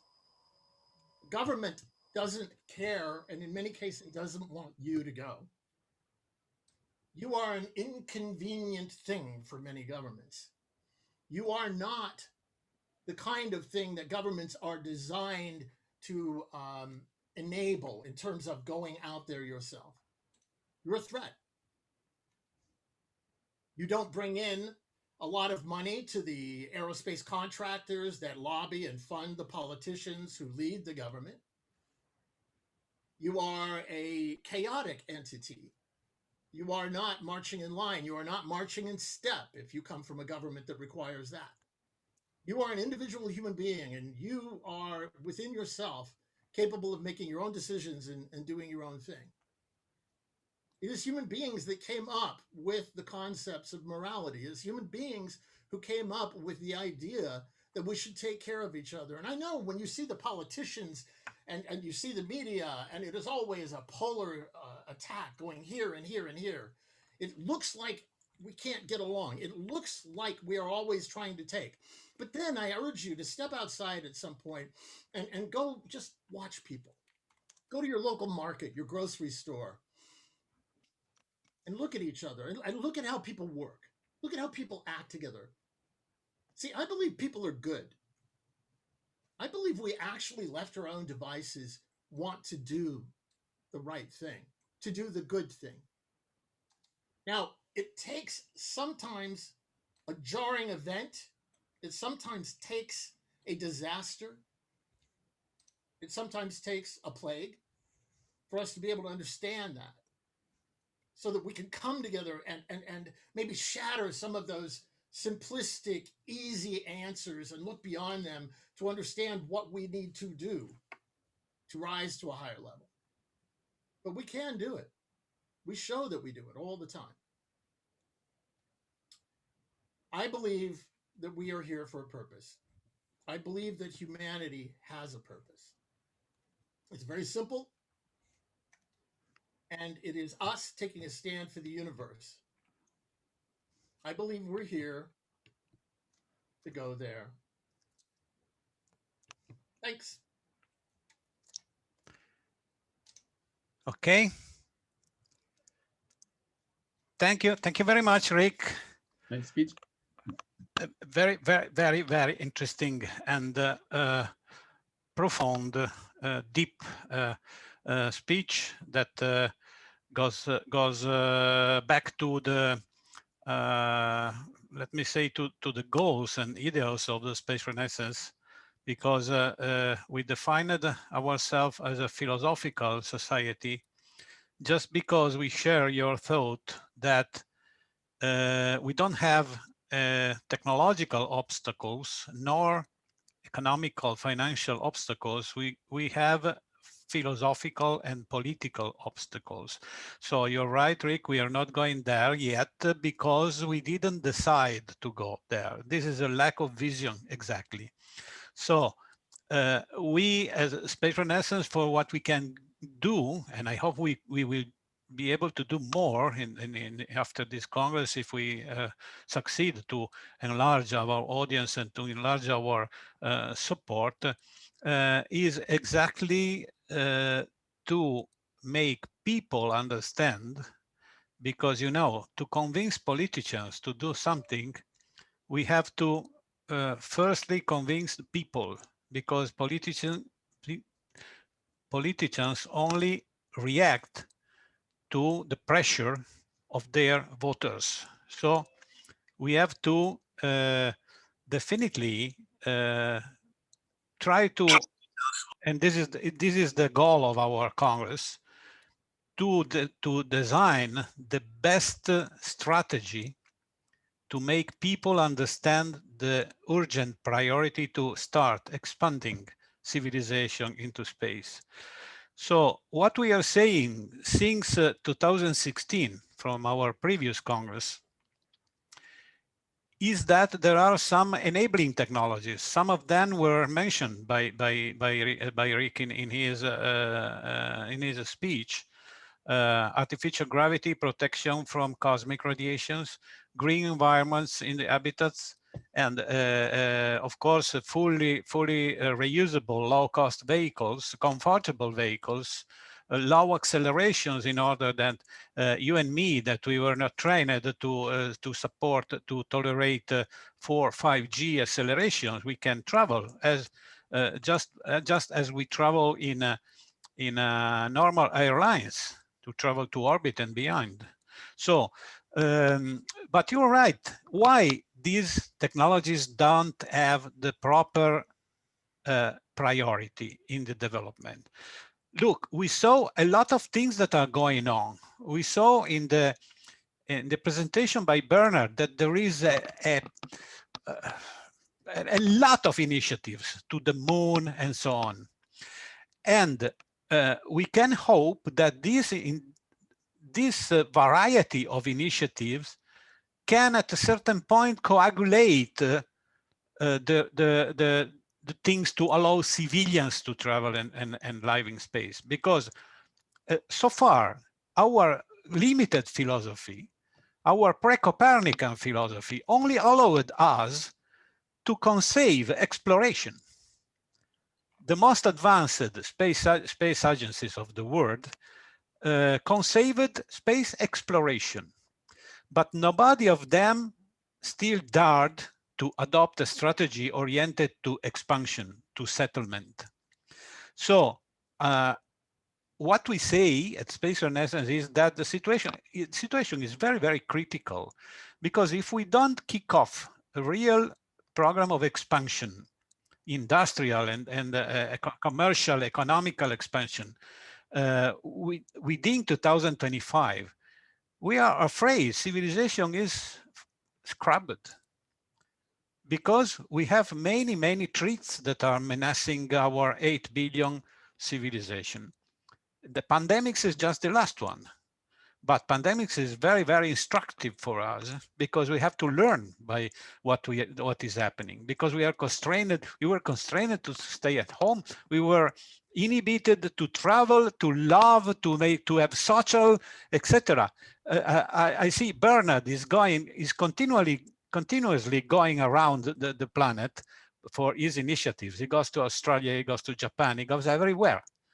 He goes to the ESA stations, rocket launches, and so on. But I wonder how many travels he could have done in 2020. Maybe very, very few. Yeah, we had to limit, but we had 42 virtual weekly meetings from our team. Yes, yes, of course. We had some campaign in Poland, and then we had some campaign in Hawaii, but we didn't go there. So we distributed the work. But for next year, we will do more. Yeah. And we deploy. We are developing an habitat at proximity now in a Leiden Innovation Center. So it's important also to work locally to do all the work and then connect it with other initiatives. Yeah, sure. Okay, I mentioned Bernard, but I think Rick is the same. Rick is going around the world all the time. And okay, I would do the same. But however, SpaceRenaissance by now is a small organization and cannot pay for my travels each month. So I'm very limited in that. But however, if I can, I will go for sure, because we have to see people face to face, not only in virtual, but to shake our hands and to share our thoughts and projects, etc., etc. And I'm sure that if we succeed to give this philosophical message that the world should be open. So it was in the Patrick's presentation too. The philosophy of the open world. This is what humanity have to understand, but very quickly, because if we don't understand it before 2025, I think we will not understand it anymore. Because as Arthur Woods, that is watching us and so far he didn't say anything, really wisely wrote some years ago, the next the alternative is a space age or a stone age, if I don't remember badly, Arthur. You said that in your space option discussions, and this is where we are today. Today we are at a critical point on that road. Some years ago, it seemed a long way facing us. No, it seems to many years and maybe centuries. Now it is not that. This is not the situation now. We don't have many years and we don't have centuries. We have to go now. This is the point. And I hope if our Congress will allow us to put a bit of this awareness in the narration, in the political action of more people, then we will have made something useful. So this is our call, that we arrive to write a final resolution really intense and convincing, but not only the people who work on space, to convince the normal people, the people that is constrained at home or constrained to lose their job because of the COVID terrible economical crisis that is coming. When COVID will be finished, thanks to vaccines, we have the second time of the nightmare. That will be the economical crisis. Terrible. And only expansion into only the space economy can revert the global crisis and restart the the economic growth and cultural revolution. Okay, so I think in this last let me say half an hour, we could try to understand what could be the useful actions we could push in order to accelerate civilian space development. We made, then I will shut up. We made an initiative called the Civilian Space Protocol, promoting, I think maybe all of you have seen it, promoting the development of those technologies that I mentioned before. And we have to find what else to promote and to propose to the people. Okay, so maybe Arthur is preparing to say something. Hi, listen, very excellent presentations today.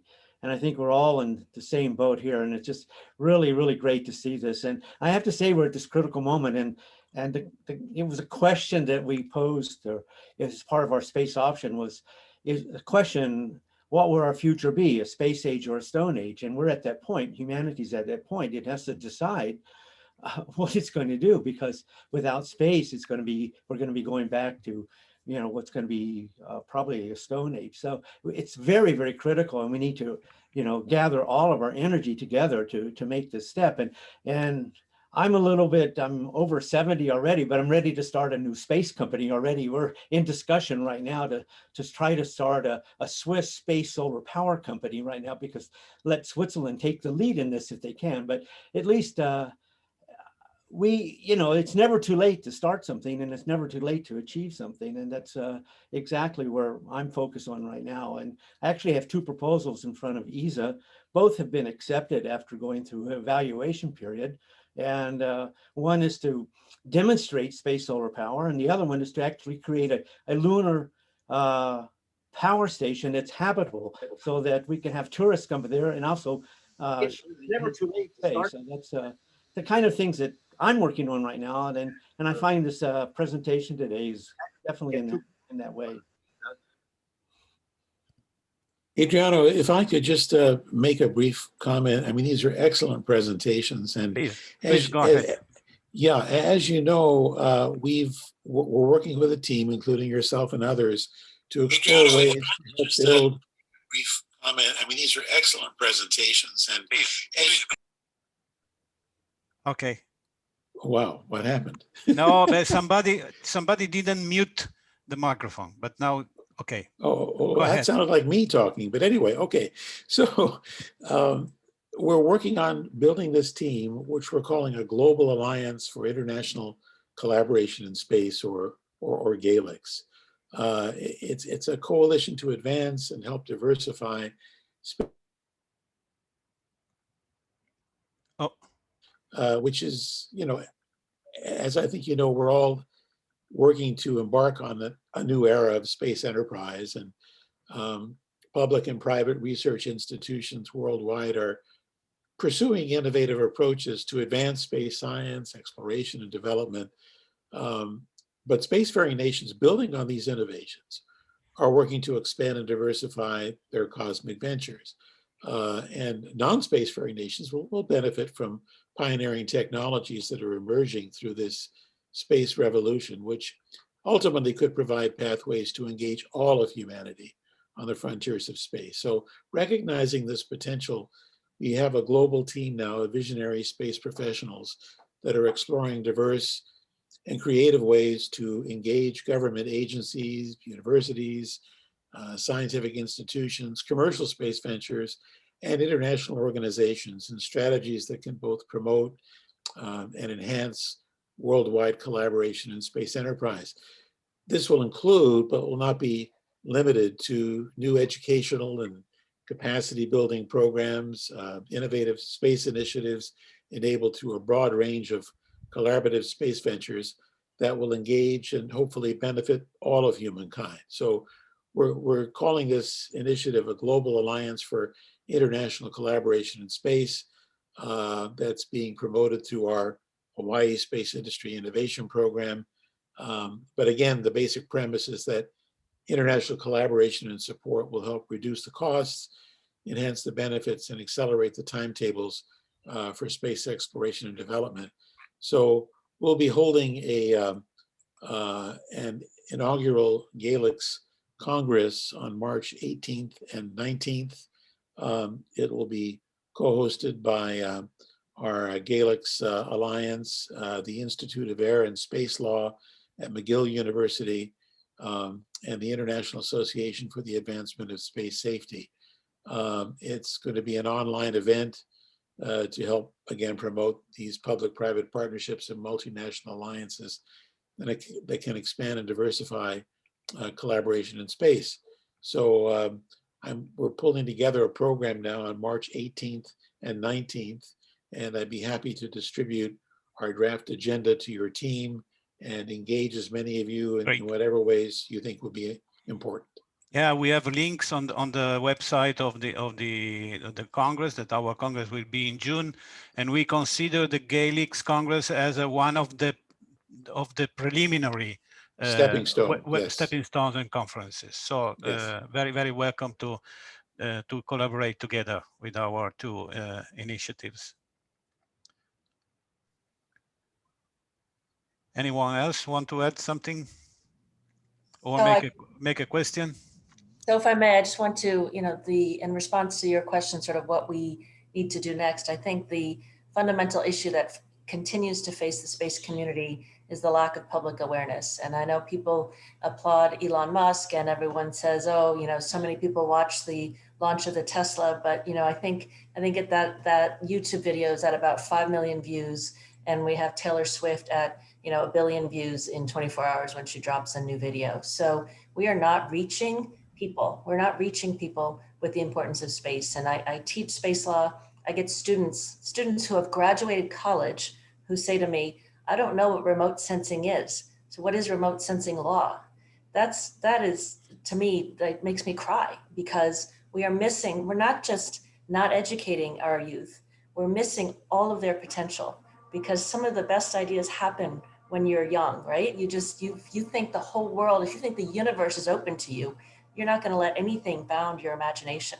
And here we're raising an entire generation of students who don't even understand what Earth observation is. So somehow, and I keep thinking there's got to be, maybe people contribute to the COPUIS, or there's got to be some sort of fundamental education or awareness raising that we're just missing out on. And I don't understand why. I mean, obviously everyone here, everyone listening thinks space is really sexy and amazing and it's our future. But we're not conveying that message very well. I try to every day at school. Before COVID, I took the bus to school, and I would get on the bus and hand out my For All Mankind cards and the stickers, and just tell people about what we were doing. And we don't. I think we get stuck in our little community just a little bit too much. And I really want to find ways to break out and speak to more people, maybe name things that aren't just a space conference. Those are my 2 cents. I also wanted to just point out that there seems to be a bunch of questions in the chat. Yeah. I think we should invite Taylor Swift to our next Zoom. And actually, because some of these artists, pop stars, they are going to go on suborbital flight in the next years.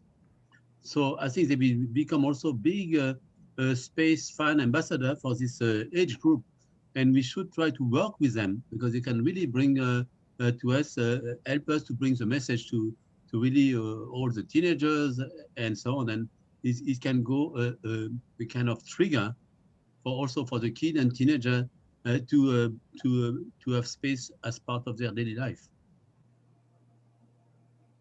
Yeah, agreed. Good. If I may chime in a little bit there based upon that, Adriano, if that's okay. Please, go ahead. Yeah, thank you, Michelle, for pointing out a very critical flaw in this whole thing that we've got going on with the space revolution that's going on right now. I mean, we're extremely lucky to have these few billionaire pioneers who are visionary enough to get the world excited about space travel again. you know, NASA's always been there. NASA has had these education programs, but no one hears about it. And marketing has always been a problem with the space industry. We've never been very good at reaching out to the rest of the world. As a veteran of many conferences, I can tell the demographic is very specialized. It's very small. It's the same people again and again and again. Hi, Rick. How's it going? Same guys over and over again, same things. And we need to branch out to a younger generation, a ethnic minority group. Any ethnic minority group would be really nice. I keep getting comments from people, even with my space tourism discussions, like, oh, great, these rich white guys are going to fly into space. Big deal. Why should we give them money to go fly into space? Why can't I go? Why can't these kids go? Why are people starving on Earth? There's a lot of stuff that pops up when we talk about space travel and why we should go. And oh, by the way, why can't everyone go? And these are a lot of factors we need to bring into play when we're talking about the excitement of exploration, the excitement of space settlement, the excitement of space tourism, all these different things. We need to work on our marketing, folks. Really need to work on our marketing and also get a broader audience. I'm a huge fan of the maker movement. I've been involved with it for many, many years. Having people participate even at the smallest level, CubeSats or experiments on the computer or something like that, where people can touch and see what's going on. It's like, oh, that's what's happening. Cool. Get more celebrity astronauts to, astronauts to show up at presentations, talks. These webinars you're doing, Adriano, are excellent. It's a good introduction for a lot of people who know nothing about this stuff. And there are a lot of people who know nothing about space and the differences of what's going on in the industry and the revolution that's happening with SpaceX. I mean, they see the bits that SpaceX is doing, but wait, there's more than just SpaceX out there. There's a lot of other programs that's going on, and we've discussed that today. We need to work on our marketing. We got to work on our continuous education, continuous outreach, find new ways to approach the TikTok generation, approach the Instagram generation, get the youngsters involved. We need people of color. We need minorities, Asians. We need all sorts of folks to show up here besides just us, regular folks that we always show up. If I may speak, I actually have a PhD in marketing. I've been studying this for about 20 years. The problem is you're not marketing what they want. I did a survey about 14 years ago to find the goal that most people would support. It was planetary defense, protecting the Earth against asteroid impact. And the other one was energy for space. If you market to people, you have to understand what they want from space. Most people just see space as pigeonholed in science. Oh, wow, we landed on Mars. Isn't that neat? Now, where's the next news story? You've got to give them something that makes a difference in their life and shows where they benefit from it personally. Until you do that, you're not going to be more than a niche activity. And, I know a lot of our favorite things like going to Mars and that seems interesting to us, but to other people, it's just, no more interesting than the fact that, someone found a iguana wandering around Alaska. I mean, you need to actually market to them what they want, and you have to actually do research to find out what they want from space, which is lacking. Too much we're pushing what we want instead of listening to the customers, as you will, the general public, and hearing what they want. That's the basis of marketing, is understanding what people want and then marketing it to them. If I may, this is Irving. Please, piggybacking along with that is the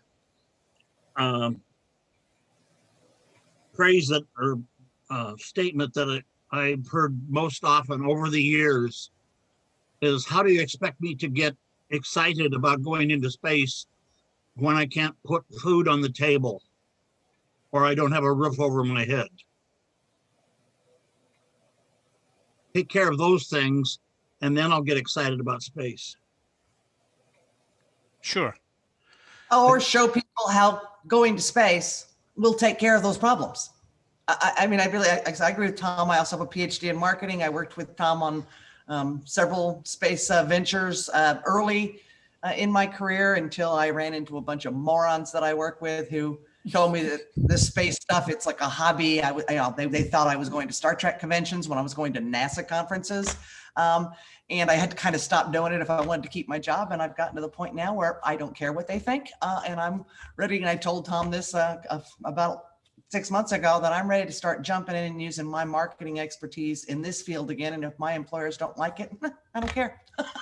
I really don't care whether they think that this counts or not, or whether this is, me just having fun going to Star Trek conventions. It's not. I think they were idiots. And like I said, I totally agree, support what Tom said. This is all about marketing, and specifically content marketing, is getting the content out there in the ways that they consume content, which is YouTube videos and blogs and these sorts of things, and giving it to them the way they want it, not this, high tech. Like I said, I had a blast today. I understood this stuff. This is not going to appeal to the millennial generation. What was going on here? There were a lot of things that were said that can be put into a format that the millennial generation will eat it up, but you've got to do it. So that's just my comment. Sorry, guys.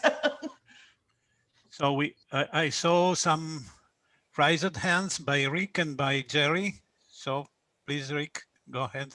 Yeah, so look, this is a complex, there's a lot of complexity to what it is we're dealing with here. But the fact is that, we don't need everybody. We just need to make sure that everybody doesn't try to stop us. Because I'll put it this way, people don't realize this. King Ferdinand, in the early 1500s, when he was writing the first draft of his autobiography, didn't mention, by the way, this is a very bad, non-politically correct example. I always give these caveats before I say these things. But he didn't mention Columbus. It was like 1505 or 1550. Why? Because it wasn't like a big deal outside of people who were into that field. It wasn't like a happening thing. Your average person in Europe didn't care.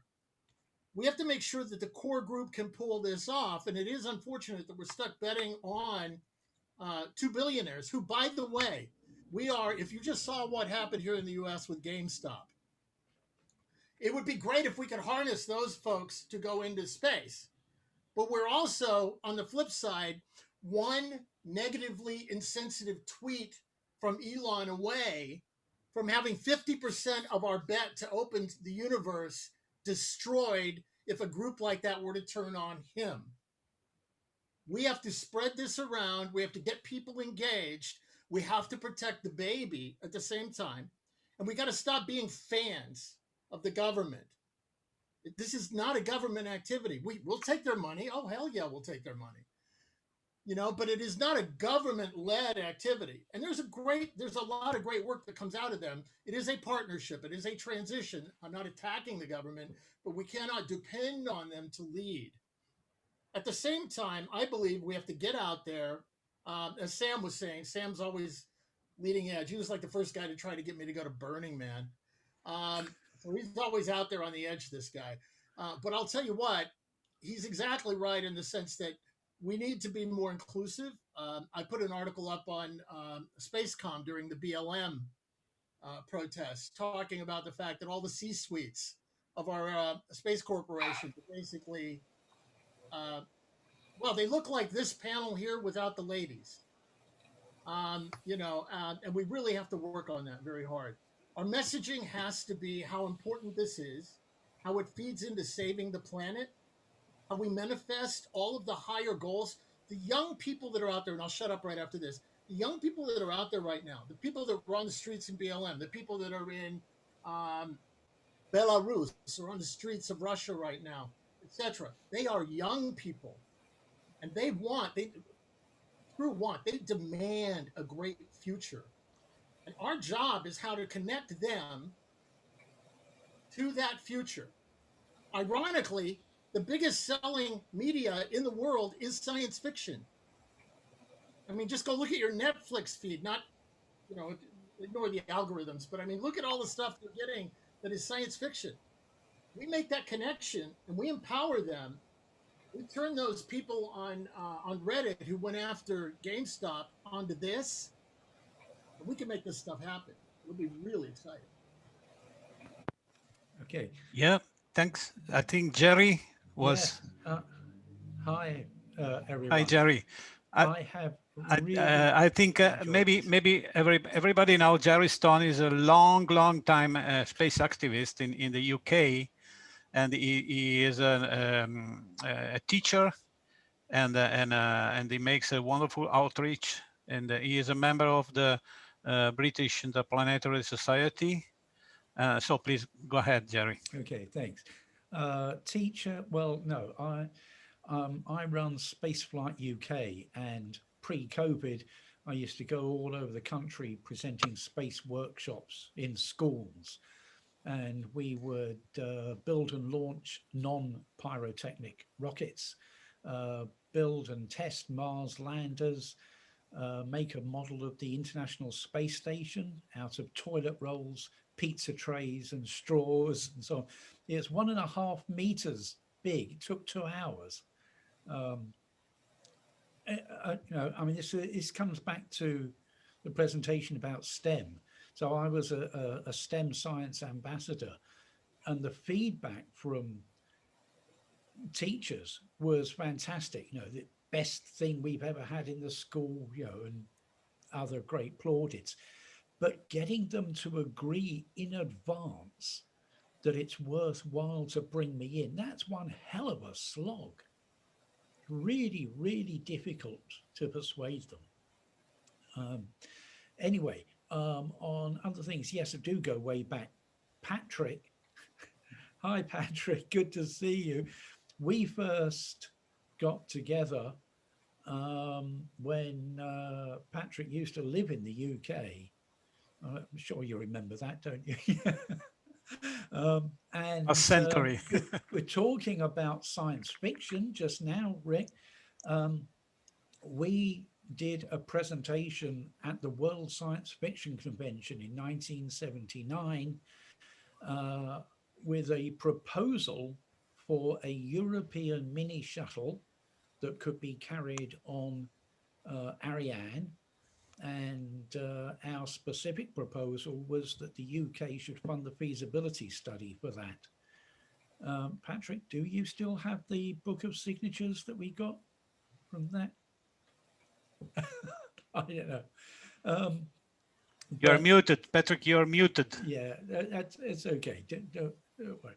But one thing I specifically want to address was the comments about exploring space when there's so many problems here on Earth. The fact is there will always be problems on Earth, and it doesn't matter how much money we spend on them.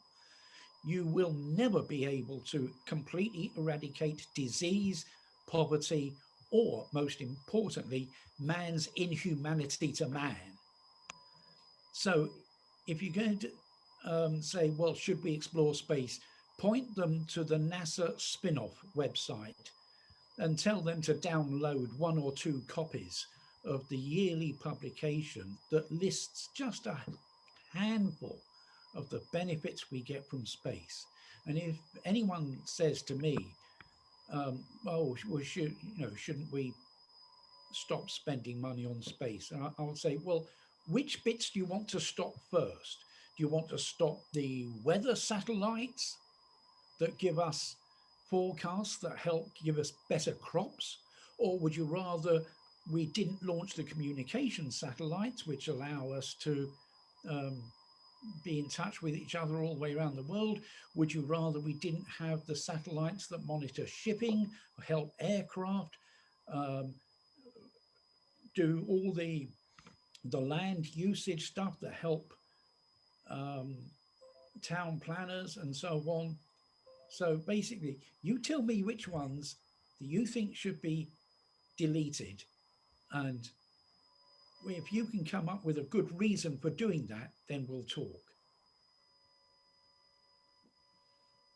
Sure. I just would like to add a few words by myself to how space can solve the problem of the people who lost their job due to COVID and other bad things that are happening, or people that never had a job in the so-called underdeveloped countries, or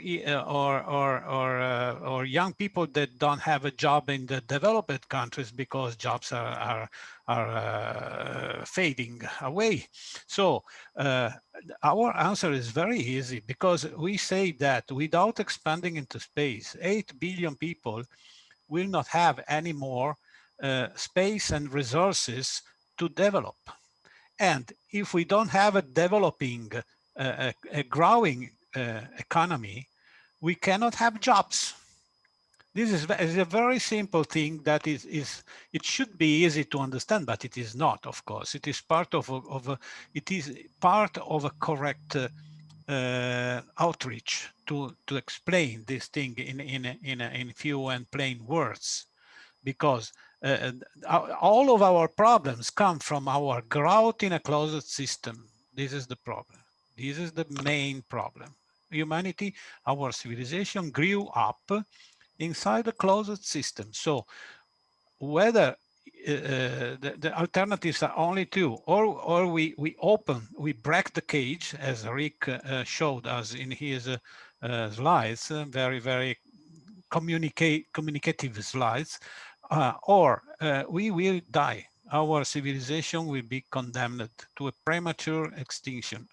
If we expand into space, our civilization will be very young again, having centuries and millennia in the future in the solar system. Just thinking about the solar system, let alone to go outside to the Kuiper belt and to the Oort cloud and so on.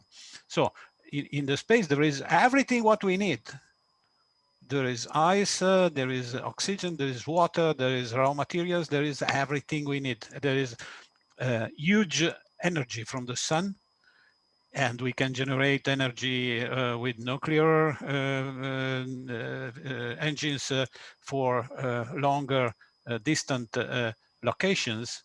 But however, in space, we have everything, and there's no sense dying, starving inside the limits of a single planet. So I think this thing, okay, it is difficult for people that doesn't know how to reach the end of the month to say, okay, okay, you might be right, but in the same time I have to eat. So this is normal. But as Rick told, we don't need the 100% consensus. We only need that nobody stop us. This is very. Please. Adriano, because everybody else needs to speak, and I just get carried away because I get so excited about this stuff. Whenever I talk to a university audience, can you hear me? Yeah. Barely. Whenever I speak to a university audience, because I love young people, although don't put me in front of 6th graders or younger because they scare the hell out of me, but college kids. Whenever I'm talking to a bunch of college kids and they're like, why are we going to space? We have so many problems down here, and we've screwed this up down here, so why should we go out there? I like to I ask the question, I say, when did you move out of your parents' house? Did you wait to move out of your parents' house until you were a perfect human being? Or was moving out of their house part of your reaching of maturity and learning how to be an adult? And I just send that to my friends because I find that that'll sometimes stop people cold in their tracks. It's like, hold it. Yeah, you're right. I grow up by going up. We get better by going out. And the other point that I want to make is when people are talking about, well, we have starving children in Africa, so why are we going to space? I actually get in their face and I say, really? So you would deny them the dream of a better future because they're poor? Is it you that has to give them permission to dream? Because how many of these kids in whatever culture, wherever they are on the planet, have been inspired to go to school, to become better, to do great things for their own country, to put irrigation in their own cities, etc., because they were inspired by space or science fiction or something like that? That's what got me going. It was Arthur C. Clarke and Isaac Asimov and Robert Heinlein and NASA. Yeah. That's what got me going, and I'm a working class kid. So that is how we throw it back at them. We have to learn better arguments. We can't argue this on the face of Velcro or Teflon, which are arguable all alone. But I mean, we have to argue this on coming back at them and saying, look, it's your dream. It's your future, and we're working on it. We want you to join us. Following up on Rick, that's great, Rick. Right, we need to find ways to link the whole space adventure with the concerns of the younger generation. Environmentalism is a huge issue right now. We're all concerned about, I mean, I live in California. We had major forest fires, a couple near us. It was pretty scary, and it's not going to stop. It's only going to get worse. Global warming is a giant issue here. What we're talking about is that we're using space technology to better monitor the effects of human activities on Earth. And when we move industry off planet, and there's been a lot of proposals about this, industry, heavy industry off planet, because we're sucking all the. That's the Jeff Bezos plan. Well, the only one that brought it up. A lot of other folks have brought that idea up.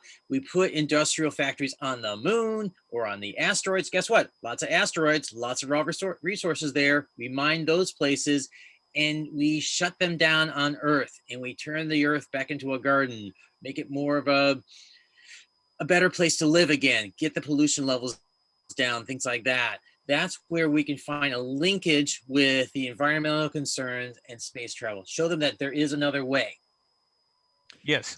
The point is that we do have a planet B. Yeah. Young people say we don't. Young people said we don't have a planet B, but we have it. It's not a planet. There's many places in space where we can grow and transfer our industrial burden out of this planet. We understand. And I was going to say, there's another area.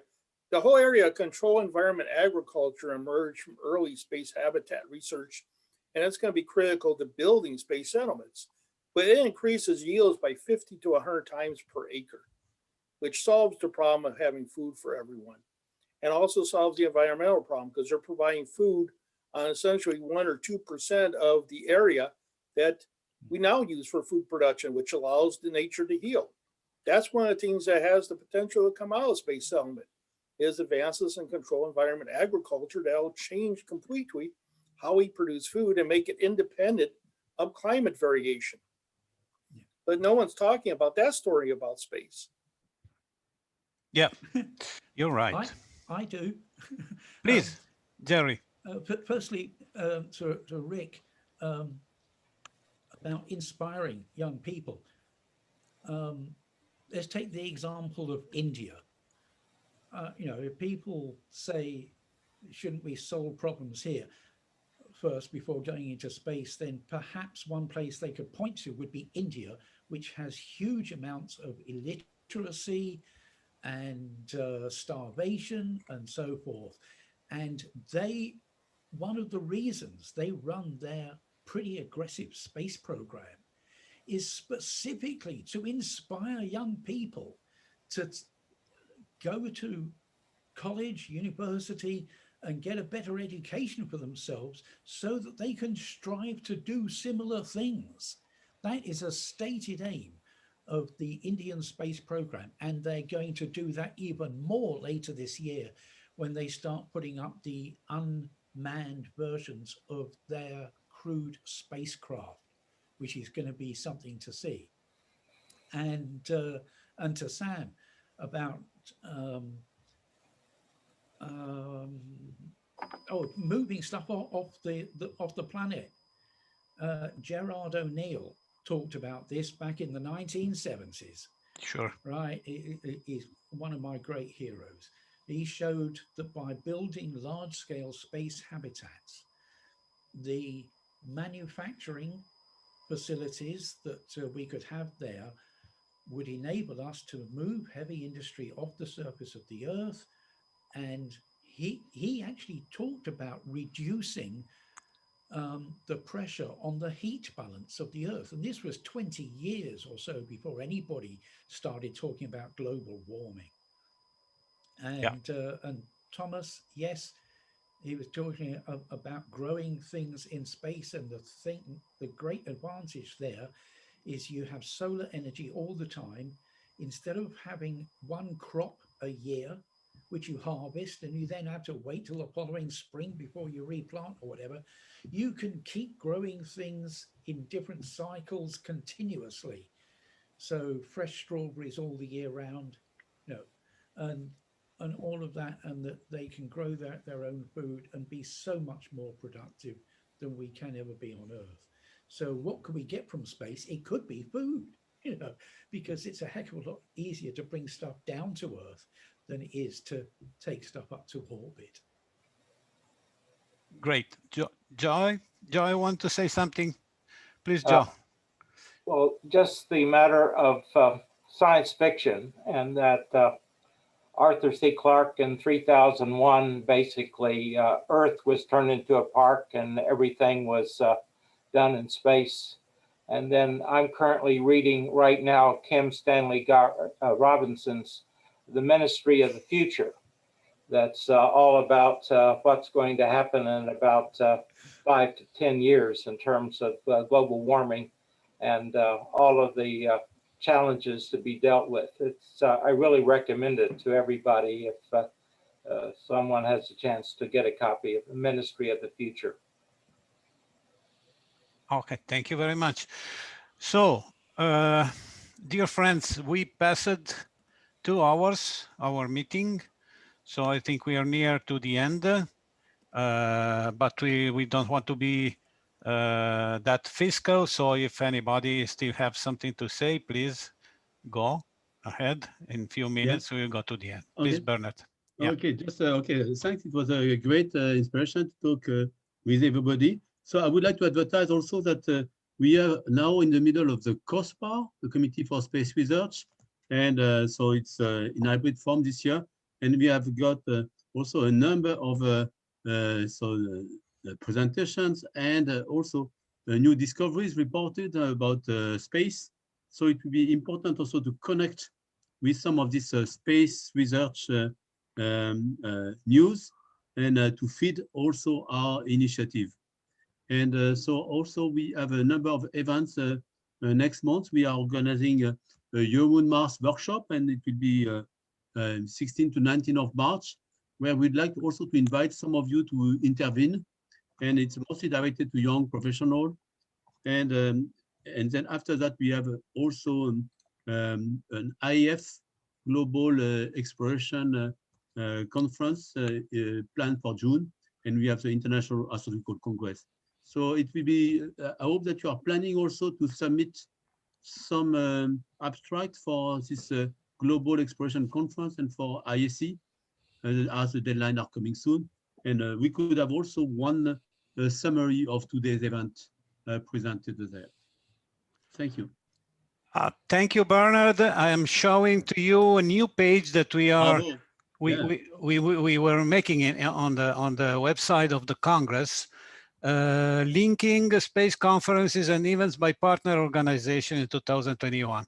So we have a lot of links that were provided by Bernard, and also other ones, the links to the link to the GALIX website and to the International Association for the Advancement of Space Safety. And this page will be growing.